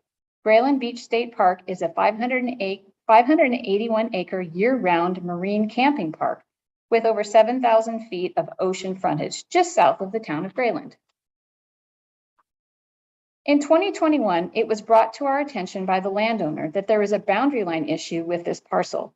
The Smith property is 0.38 acres that includes a 3-bedroom house and a detached garage. The driveway is shared with the neighboring ranger residents. After completing a survey of the property, it was determined that the majority of the Smith garage building is on the state park property. The landowner would like to remedy this issue by selling to state parks. Twin Harbor State Park, just 4.5 miles north, will be undergoing park improvements likely in 2023-25. The Smith property has been identified as a temporary site for the Twin Harbor State Park office while that park undergoes improvements. Until acquisition funding becomes available, an easement for legal access and a lease agreement are both in the works. The next example property is the Christensen property along the Klickitat State Park Trail. The Klickitat Trail is a 31-mile-long trail that runs along the Klickitat River from the town of Lisle to a little outside of Goldendale. The Christensen property is a 117-acre property located adjacent to the trail in Swale Canyon. This is the most remote and undeveloped portion of the trail. There are no roads that lead to the property, so the only means of access is the trail. Staff began working on this acquisition as a 2016 in-holdings project, but the death of the landowner and now next of kin working through probate, the grant funds will expire before an offer can be made, pushing this project out to our next grant cycle and keeping it at the top of the priority list. The former landowner, James Christensen, was a hermit of sorts who established his collection of off-the-grid structures, non-running vehicles, and miscellaneous treasures. Acquiring this property would allow parks to demolish the structures, clean up the site, and restore this section of the trail to its natural state. Additional benefits include eliminating the risk of a future landowner need for driving on the trail to access the property, preservation of the existing oak pine habitat, which is relatively rare in Washington state. This property also has 1 3/4 miles of Swale Creek frontage. Fish and Wildlife and the Yakima Nation have been working to restore fish habitat in the creek, and this may provide opportunities for us to partner with them on further restoration projects. Question 2, project significance. The individual properties we acquire with the in-holdings grant are usually small, but they all support our statewide acquisition and development strategy. They help us expand recreation for a growing population, which hits 3 goals: places to be, things to do, and ways to grow. Protect natural and cultural resources, something for everyone, improving the quality of life for all Washingtonians. For an example of how we will use the in-holdings grant to expand recreation for a growing population, let's look at the Cedic property at Tolmie State Park. This parcel borders the east side of Tolmie State Park, a 154-acre marine day use park with 1,800 feet of saltwater shoreline on Puget Sound. Tolmie State Park is located in Thurston County, one of the fastest growing counties in the state. The immediate surrounding area near the park has seen significant growth in the last 5 years. The Cedic property will expand Tolmie State Park, which is a place to be, providing opportunities for clamming and exploring in the saltwater marsh, has many things to do, including hiking, bird watching, and shellfish harvesting, ways to grow, and that there are more people moving to the area and having recreational space in close proximity invites novices to come enjoy, and something for everyone, and that more space and recreational trails improves the quality of life for all Washingtonians. If state parks were to acquire the Christensen property along the Klickitat State Park Trail, we would be providing places to be and something for everyone by connecting people with Washington's iconic landscapes and improving the quality of life for all. There are also opportunities to tell authentic Washington stories about the railroad that used to be where the trail is now. There are no roads that lead to the Christensen property, so the only means of access is the trail. Mr. Christensen did have a permit from state parks for occasional vehicular access to get to his property. This is problematic for a variety of reasons, from the safety issue of mixing vehicular traffic with trail users to the damage that driving causes to the trail surface. Question number 3, acquisition priority. Large, expensive acquisitions are often purchased from large organizations. Often, they can work within our typical state acquisition timeframe, which takes a long time under the best of circumstances and may stretch for several biennia. Smaller acquisitions, like those typically acquired with the in-holdings grant, often do not have that luxury. When a property goes on the market or a critical management issue arises, we don't have years to act. One property that we purchased recently with in-holdings grant funds was essential for the completion of the newly dedicated Beverly Bridge on the Palouse to Cascades Trail. During the reconstruction project, the project manager expressed a need for a materials staging area on the east side of the bridge. Parks real estate team contacted the owner of a 1-acre vacant parcel adjacent to the Palusta Cascades Trail in the town of Beverly. The property owner was happy to work with State Parks, and we quickly worked through our process to acquire the parcel with in-holdings grant money. This property was a perfect example of how important flexible in-holding funds are to State Parks. Question 5 is on the sustainability and environmental stewardship. The answer to this will vary a lot depending on which properties are acquired. In the instance of the Klickitat Trail Christensen property, agricultural and rural development have impacted the oak pine habitat of Klickitat County. According to the Washington Natural Heritage Program 2022 U.S. National Vegetation Classification, the Central Columbia Gorge oak pine habitat is considered significantly threatened due to activities such as grazing, fire suppression, homesteading, and logging. Adding the 117-acre Christensen property will protect threatened habitat and improve the trail experience by removing the eyesore along the trail. Question 6, expansion or phase project. In-holdings and adjacent properties funds are by definition used at existing parks as a phased acquisition, making progress towards expanding and improving state park properties. This helps us implement our camp plans, long-term boundaries, park visions, and remedy management issues. Each one is always an expansion or phased project. Question 7, project support. 2 of the 3 landowners of the example properties I shared today contacted us wanting to sell their property. We've received letters of support for property acquisitions and donations from the Klickitat Trail Conservancy and from the Rails to Trails Conservancy for properties along the Klickitat Trail. And finally, our in-holdings grants and the properties on our in-holdings list have been discussed many times at State Parks and Recreation Commission meetings, which are all public and widely advertised. Question 8, partnerships or match. As with all the other questions, this will depend on the specific properties acquired with this grant, but we do often have partners and match. We work closely with a variety of land trust organizations. Sometimes they will purchase a property and hold it for us until we can secure other funding. Private individuals working with us as sellers are an important part of building our state park legacy. In the last biennia, we've had over $860,000 of land value generously donated. And question 9, readiness to proceed. Since 1995, the in-holdings grants have had a lot of success. We have completed 61 acquisitions totaling over 1,091 acres. Currently, we have 1 dedicated staff member working specifically on acquisitions, supported by a hardworking real estate team, and a prioritized list of properties we'd like to move on with willing sellers. We're ready. That brings me to the end. I'm happy to answer any questions.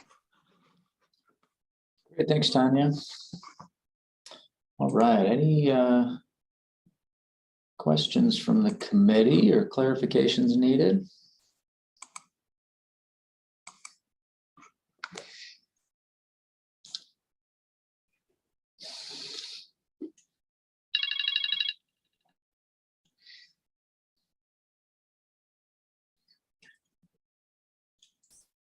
Going once, going twice. I don't see any hands up there.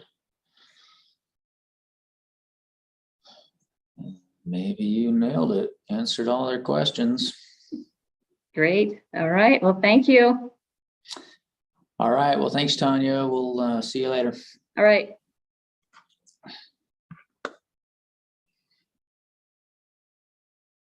All right. Finish scoring that one. Oops. Move to the next.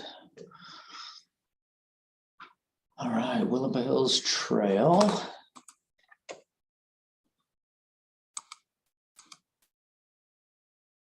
There we go. Surfacing in Pacific County. And looks like Eric is here to present this one. There you are, howdy. Hi. And all right, stop my video. Eric, I'm going to give you control so you can advance the slides. Go ahead and might need to double click on the screen to kind of take that. Yeah, looks like you got it. One slide off. There's the first slide. All right, whenever you're ready, go ahead. Okay, thanks. Hello, my name is Eric Umstead. I'm a park planner with the Southwest region. I'm here today to present our grant proposal to improve 17 miles of Willow Hills Trail in Pacific County. The Willow Hills Trail is a long-distance trail located at Western Washington. The trail closely follows Highway 6 through Willapa Valley from Chehalis to South Bay. Willow Hills Trail is a 56.5-mile rail-to-trail park that begins in Chehalis and ends at the city of South Bay, just beyond Raymond at the inlet of Willapa Bay.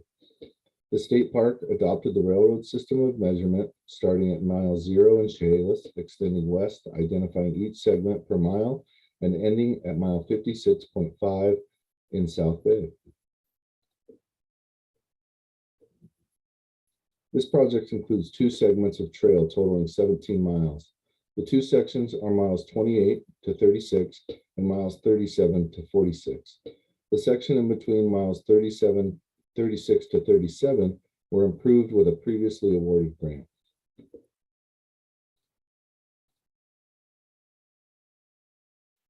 Question 1, public need.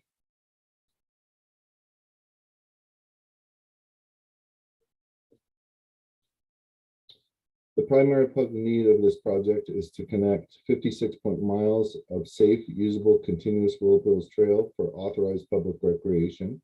Development of the trail will create universal access and be ADA compliant. Willow Hills Trail is also the western edge of the Cross State Trail. The Cross State Trail is a connected system of trails extending from the border of Idaho across the entire state and ending at the Willapa Bay.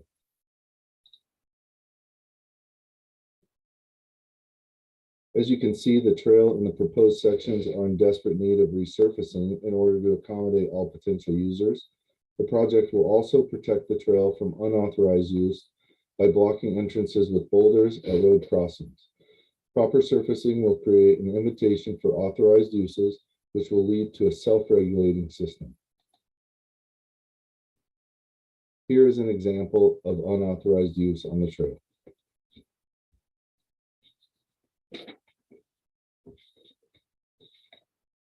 Here we have an example of how the boulders have been used to discourage unauthorized use in another area of the trail. Posting rules, compacted gravel, and boulders have proven to encourage a self-regulating environment. This is an example of Willow Hills Trail improvements. Our proposal is to make the same improvements shown in this picture. Question 2, project significance. Places to be. This section of the trail provides exceptional views of Willapa Valley as it passes through the historical communities of Menlo, Holcomb, Labam, and Francis. The trail is also an important western portion of the Cross State Trail.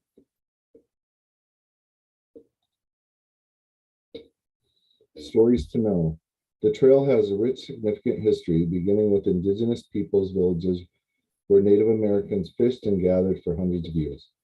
The 19th century, the logging and mill history led to settlements that grew into towns, while at the same time, the Northern Pacific Railroad used the corridor as a spur line for logging, shipment of goods, and transportation of people.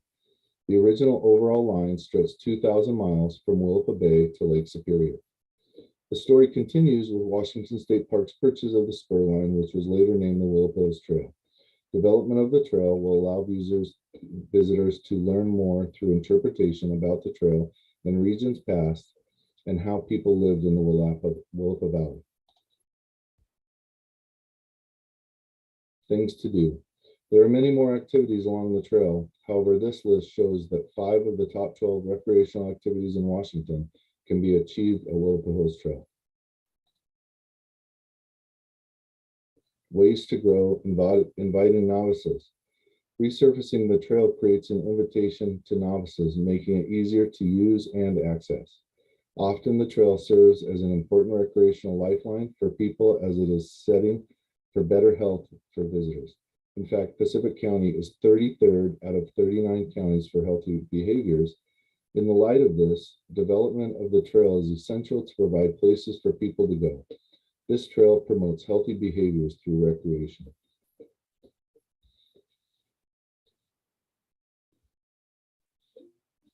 Something for everyone. These activities include walking, running, bicycling, equestrian, wildlife viewing, picnicking, long distance trekking, and more.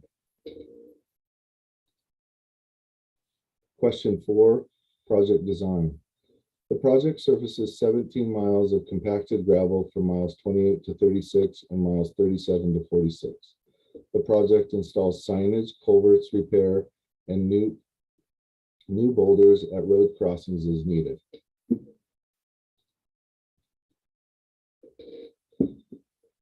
Resurfacing these sections satisfies need because visitors will enjoy a trail surface that is compacted, smooth, and more enjoyable to traverse, whether you're a hiker, biker, or equestrian.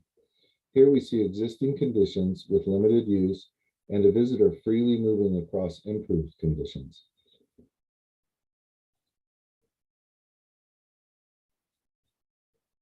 Detailed phases of the design include low impact construction to resurface the 17 miles of existing railroad subgrade and ballast with compacted 1.5-inch surface base and 3/8 inch of surface top gravel. Installation of boulders to discourage unauthorized use will be added at crossings. This project will include a kiosk at Fluvius, explaining the logging, milling, and railroad history of the site, providing educational opportunities. 4 interpretive signs will be installed. Francis and Labam will have signs explaining each town's history. Then 2 signs will be to interpret the ecological environment of the Willapa River and another showing the diversity of plants in the area. Culverts of the trail will be repaired where required. This shows a typical cross-section of the trail in the project area. Note the relative flat subgrade and railroad ballast found throughout the project area. This project installs surface base and surface gravel on top of the flat railroad ballast and then compacts the surface for a 10-foot wide trail.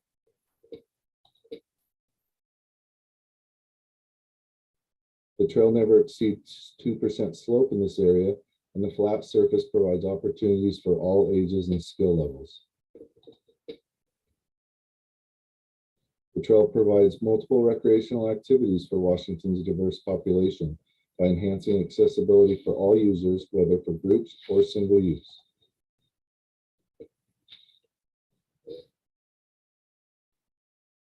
The existing railroad ballast is the foundation for the trail project.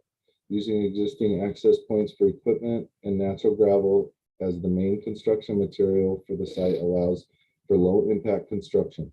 This preserves the surrounding natural environment for recreation.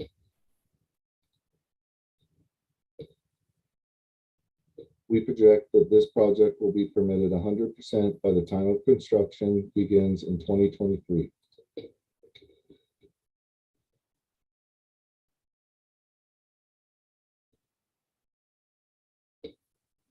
Compacted gravel trails are proven more stable and easier to maintain than other products. Gravel trails in the area of heavy vegetation accepts roots, growth, and less damage with easier maintenance.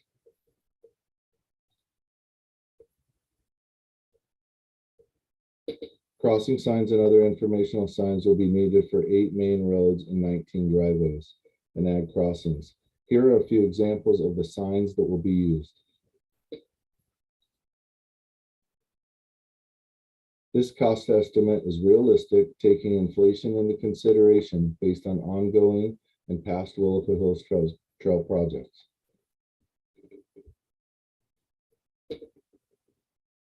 As you can see, this project design meets all project design criteria.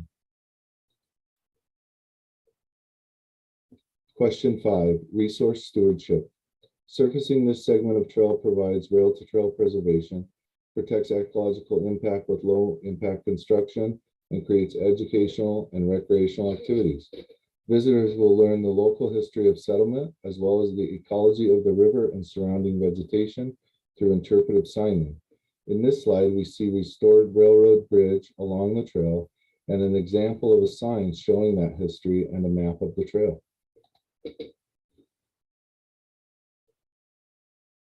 Willapa Hills Trail has extensive community support, creating an avenue to design what the people want, which is a usable, low-impact trail for recreational activity.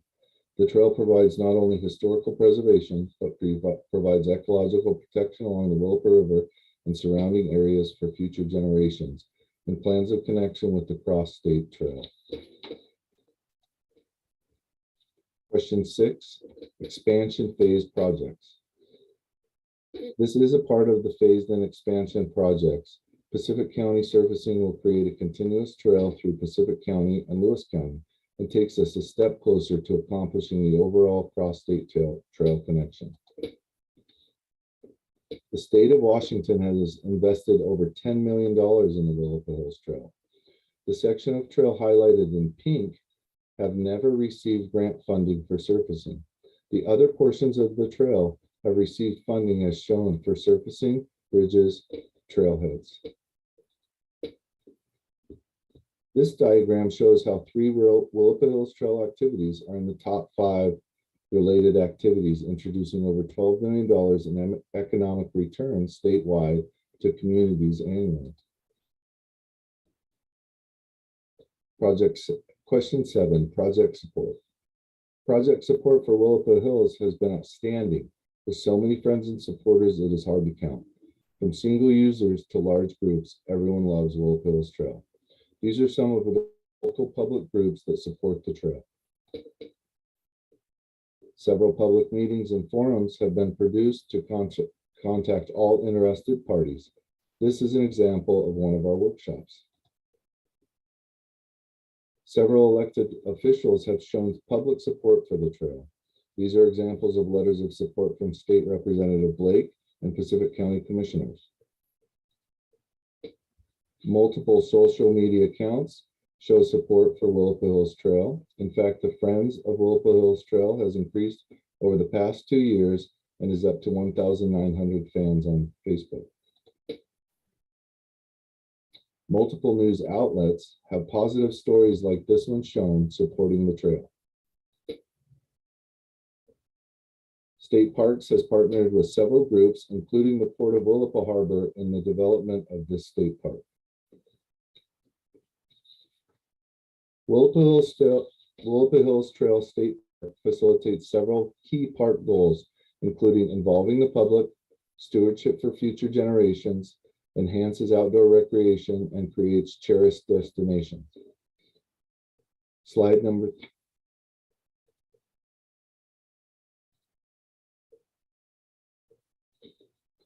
As of now, we are in the detailed phase of the design. If funded, we would be fully permitted by July of 2023. At that time, we commence construction by fall of 2023 or early 2024. We hope to open these new segments, if this grant request is successful, by spring of 2025.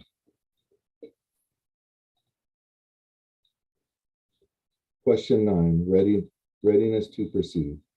As you have seen in previous slides, this project is very much ready to proceed. Thank you for your time and consideration in this project. Let's help finish the ride. Great, thank you, Eric. All right. Yeah, thank you. I got a little caught up with some of the slides at certain points. Yeah, no worries. All right. Ryan, you got something? Yeah, just a clarification on you had mentioned, I think twice, sort of that you had projected to have the permitting completed by the beginning of fall of 2023. So that means you're actively permitting the project now, and then essentially, if funded, it's shovel ready. Is that the sequencing that you were saying? Yeah, this is a ongoing project and has had several sections of it done very similar to this. So a lot of the permits are underway or currently being applied for. A lot of what's happening in this section has already been done in other sections. And so it's kind of boilerplate at this point. Well, thanks for the clarification. Yeah, I hope that helps. Thanks. Ken, go ahead. Great job, Eric. Great project. I don't know if I missed this or not, but have you guys done any trail count on the amount of usage of this section at all? If you've been able to do that, I know it's hard to do. It's hard to do in this section because it's very limited. and there's some bridge work being done close by. So when that's completed, we'll be able to get a lot better numbers. We were able to get some numbers out of the ride, the Willapa, and it was upwards of 50 people or riders rode that section and traversed it. Right now, it's pretty much mountain bike or hiking only. There's really no thin tire activity or accessibility for really anything else but a fat tire mountain bike and hiking. So the improvements then would allow more access to that area for more. Very, very much so. It would open it up to multiple demographics and a much larger group of users. It right now is overgrown, and like I said before, really only available for 2 user groups. But in other areas where they have this gravel and compacted gravel, especially during that big event, I was able to see all users on the compacted gravel. In fact, I followed a blog of an individual that's required to be in a wheelchair, and he was able to finish it over his section over compacted gravel, just like what we're proposing to do in this section. Okay, great. Thank you. Yeah. Yeah, most of the Lewis County section is complete and improved and pretty heavily used, I believe, right? Very much so. Every time I go there to a different section, the more it's developed, the more use there is. Like you said, most of Lewis County and the rural sections are compacted gravel, and they are heavily used. Every time I'm in those sections, you see walkers, joggers, and even thin bikes, and people out with their kids riding, all types of bikes. Just about all users can use that compacted gravel. Nice. Son, go ahead. Hey, Eric, I must have missed the part on the partnership and match. Can you kind of go back to that and, is there any partnership or anything? Well, we're definitely partnership with the Port of Willapa and all of these groups here. I'm in communication with a match from the Port of Willapa, but they haven't committed to it as of right now. And I intentionally didn't put that in there because of the time constraints, but we are partnering with these groups that I've shown, but are in the works with a grant. At this point, all I can really commit to is they are trying to get as much money as they can together for us. So, thank you. Thanks. Any final questions or clarifications needed on this project?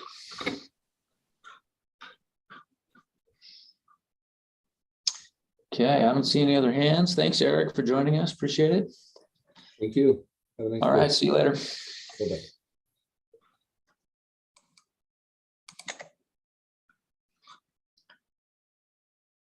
All right, Andrew.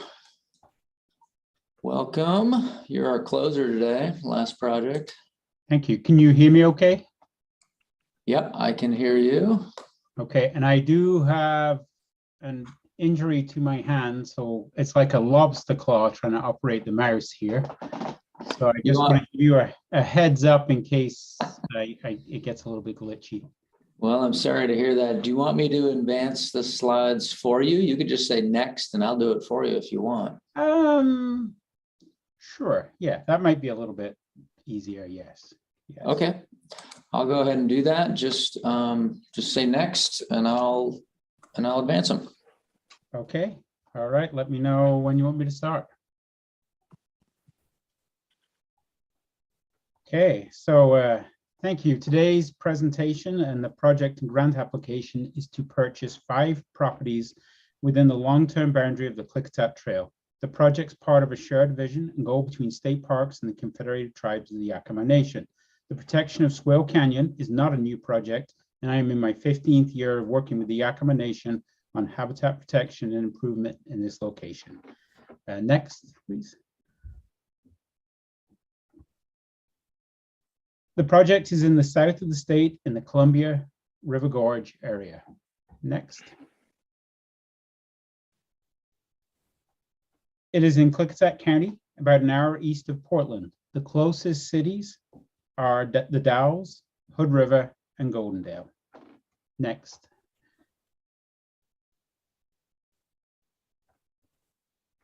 The Klickitat Trail is 31 miles long.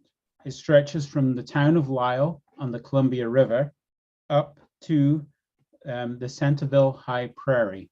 As you can see from the map today, the area circled in red is the area of focus for this project. Next. The grant application today focuses on the section between the town of Klickitat, where the Robinson property is shown on this map, through Swale Canyon, includes 5 properties for a total of 564 acres. I'll talk more in the presentation about the goal of this acquisition project, but it is mostly to protect important habitat and preserve the unique remote experience of Swale Canyon. Next. So what is the public need? The project included in this project is included in the classification and management plan, known as CAMP, and the properties are all within the commission-approved long-term boundary. The project supports many aspects of the 2020 State Park Strategic Plan, including 1, forming partnerships with agencies, nonprofit, and new stakeholders. 2, contributing to statewide tourism and local economic development. 3, developing new parks and amenities and improving trails and park services that meet the needs of a growing and increasing diverse population. 4, protecting ecosystems and habitat for long-term sustainability. 5, preserving Washington's cultural heritage. And 6, expanding use of partnerships, concessions, and other business opportunities. Next slide, please. Question 2, project significance. How does this project match up with the State Parks 2016 statewide acquisition and development strategy? Under the 5 goals identified in the 2016 plan, the project has multiple components that support each goal. Goal 1, connecting people and places to be. This project has many aspects of the state's iconic landscapes identified under this goal, including dry forests, Columbia River Gorge, shrub steppe, and wild rivers. Goal 2, engaging people in the authentic Washington stories. The project has components identified in the report, including Native American history and culture, pioneer settlement, logging, agriculture, and railroads. Goal 3, recreational mainstays, things to do. These acquisitions will help retain the recreational enjoyment of walking, hiking, fishing, cycling, and horseback riding that occurs on the Klickitat Trail through the area. Goal 4, inviting novices and ways to grow. This area of the gorge is in proximity and highly used by the Vancouver-Portland metro area, and it matches the rail trail component with providing multiple opportunities. And goal 5, improving quality of life and something for everyone. This project meets every objective of this goal, including health, conservation, economic development, transportation, environmental and heritage education, and community identity. Next slide, please. Swale Canyon is a stunning place for people to enjoy sitting in a deep canyon with slopes at the side reaching 1,000 feet above the trail. The trail sits in Klickitat County and in an area identified as having a high poverty level and high unemployment. The trail is within an hour drive of the Vancouver-Portland area. The metro area brings a diverse user group to the trail and is frequently used by people from the Vancouver-Portland area, as well as Yakima and other surrounding towns. The trail has been voted #1 favorite trail in the Columbia Gorge 3 times. It is part of a heavily used tribal fishing area. The trail, and especially Swale Canyon, also offers easy access to what has been described by many as a wilderness experience. Next.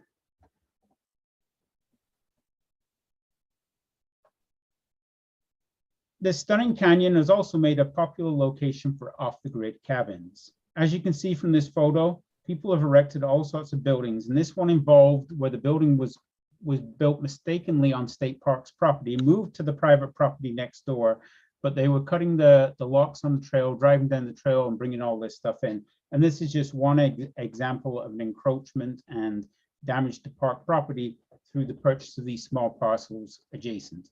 Next slide, please.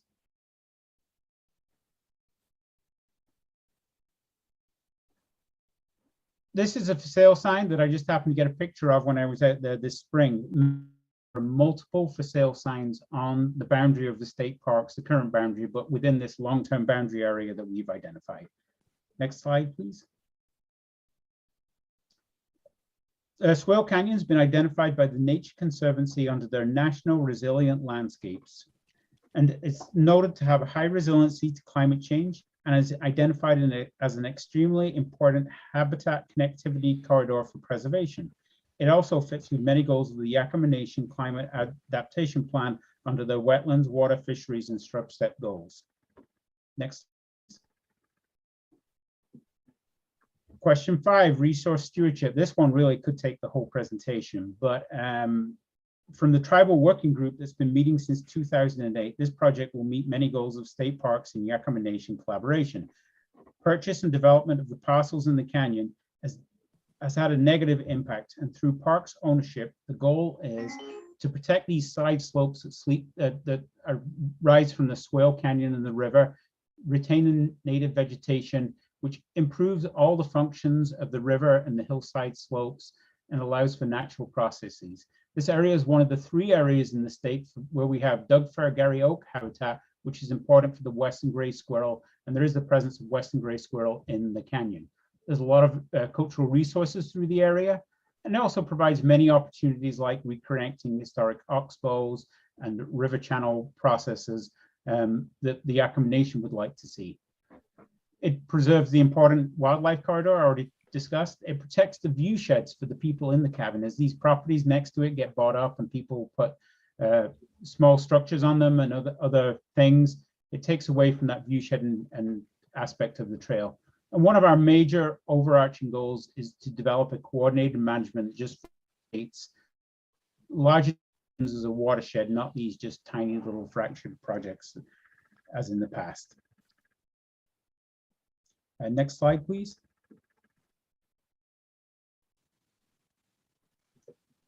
So this resource stewardship is a big part of this. The state parks and Yakama Nation have been meeting since 2008. In 2019, an MOU was signed between state parks and the Yakama Nation that formalized the commitment from state parks to continue working collaboratively. And this acquisition is a direct result of the collaboration.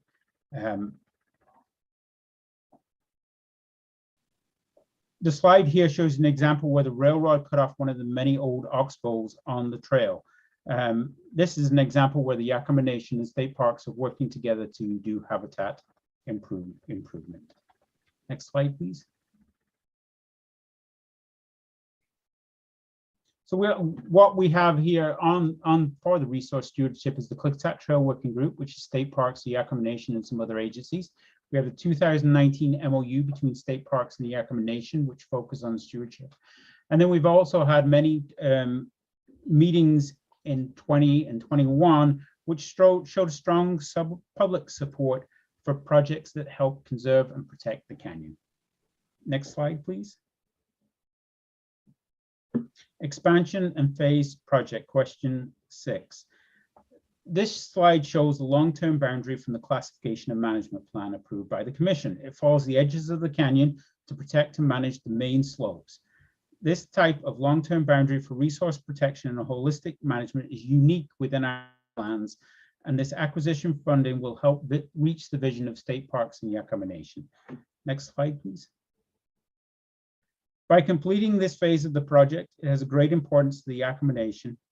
The Yakama Nation is heavily involved in restoration and preservation work in this area, and Swale Creek and the Klickitat River that it feeds into both flow to the Columbia River, known as Nechichiwana, which is an extremely important part of the culture and history of the tribe. The working group has brought other partners into the mix, so as well as the state parks and the Yakama Nation, The Fish and Wildlife, the Forest Service, and Mid-Columbia Fisheries Group are also part of this Klickitat Trail working group that we've developed to focus on the Swale Canyon and the Klickitat Trail. Next slide, please. Question 7, project support. The project is a major turnaround in relationships and partnering in this area. Not many years ago, any work here was contentious and at times combative. Today, our work has seen a turnaround in public support and many partnerships. The grant has letters attached showing this support. Next slide, please. Public outreach during the planning shows strong public support for preservation of the canyon, something I wouldn't have imagined a few years ago. Hundreds of mailings were sent out, elected officials and other interested partners. Emails were sent for a total of 1,300 individual people reached. A virtual public meeting was held, and meetings have been held with elected officials. Next slide, please. Partnerships. Many of the partnerships have already been mentioned as part of the support. I will just quickly highlight 3 of them. We talked about the Yakama Nation, and this partnership is a major component of the application.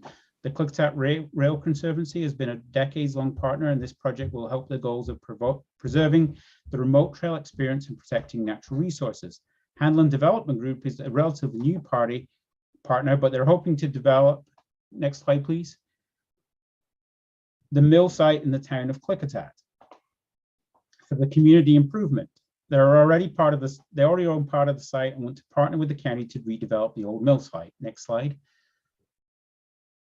This is an example of a public-private partnership where the Robinson property, which is part of this acquisition, is adjacent to the mill site. Though we do not propose any development on this parcel, there's an existing trail on the Robinson property that the mill site would connect, making a nice loop between the mill site, the Robinson property, and the existing Klickitat Trail. Next slide, please. Readiness to proceed. All properties are willing sellers who have been in discussions, who we've been in discussions with, and landowner acknowledgement forms are attached. Here you can see all 5 properties of the application, totaling 564 acres. Next slide, please. Thank you for your time, and that is the end of my presentation today. Great, thank you, Andrew. John, all right. Questions or clarifications on the Swale Creek project?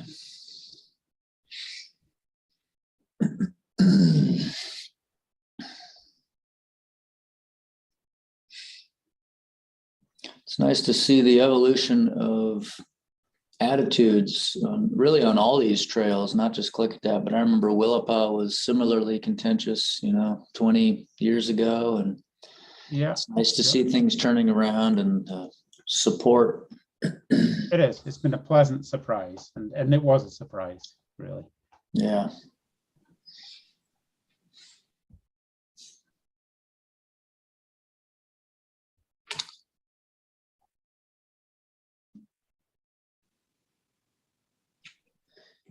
And just to clarify, the trail is intact through the canyon. This is just buying up buffer. Yes, right? yes, the trail is intact, and we also have 2 existing RCO grants that are currently in permitting and construction. One of them does focus on Swale Canyon here, that is for trestle safety improvement, handrails and surfacing, and then also overall trail surfacing through the canyon. Nice, okay.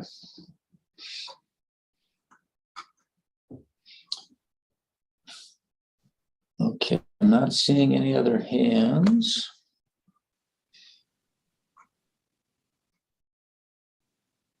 Last call for questions, clarifications. All right, well, must be good. Well, Andrew, thanks for joining us. Appreciate it. Okay, thank you for your time. All right, we'll see you later. Thanks.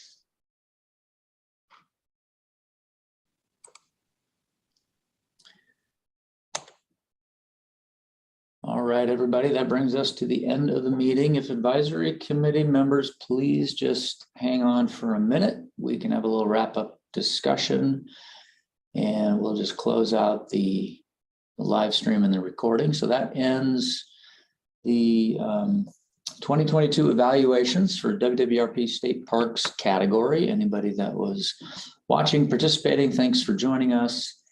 And please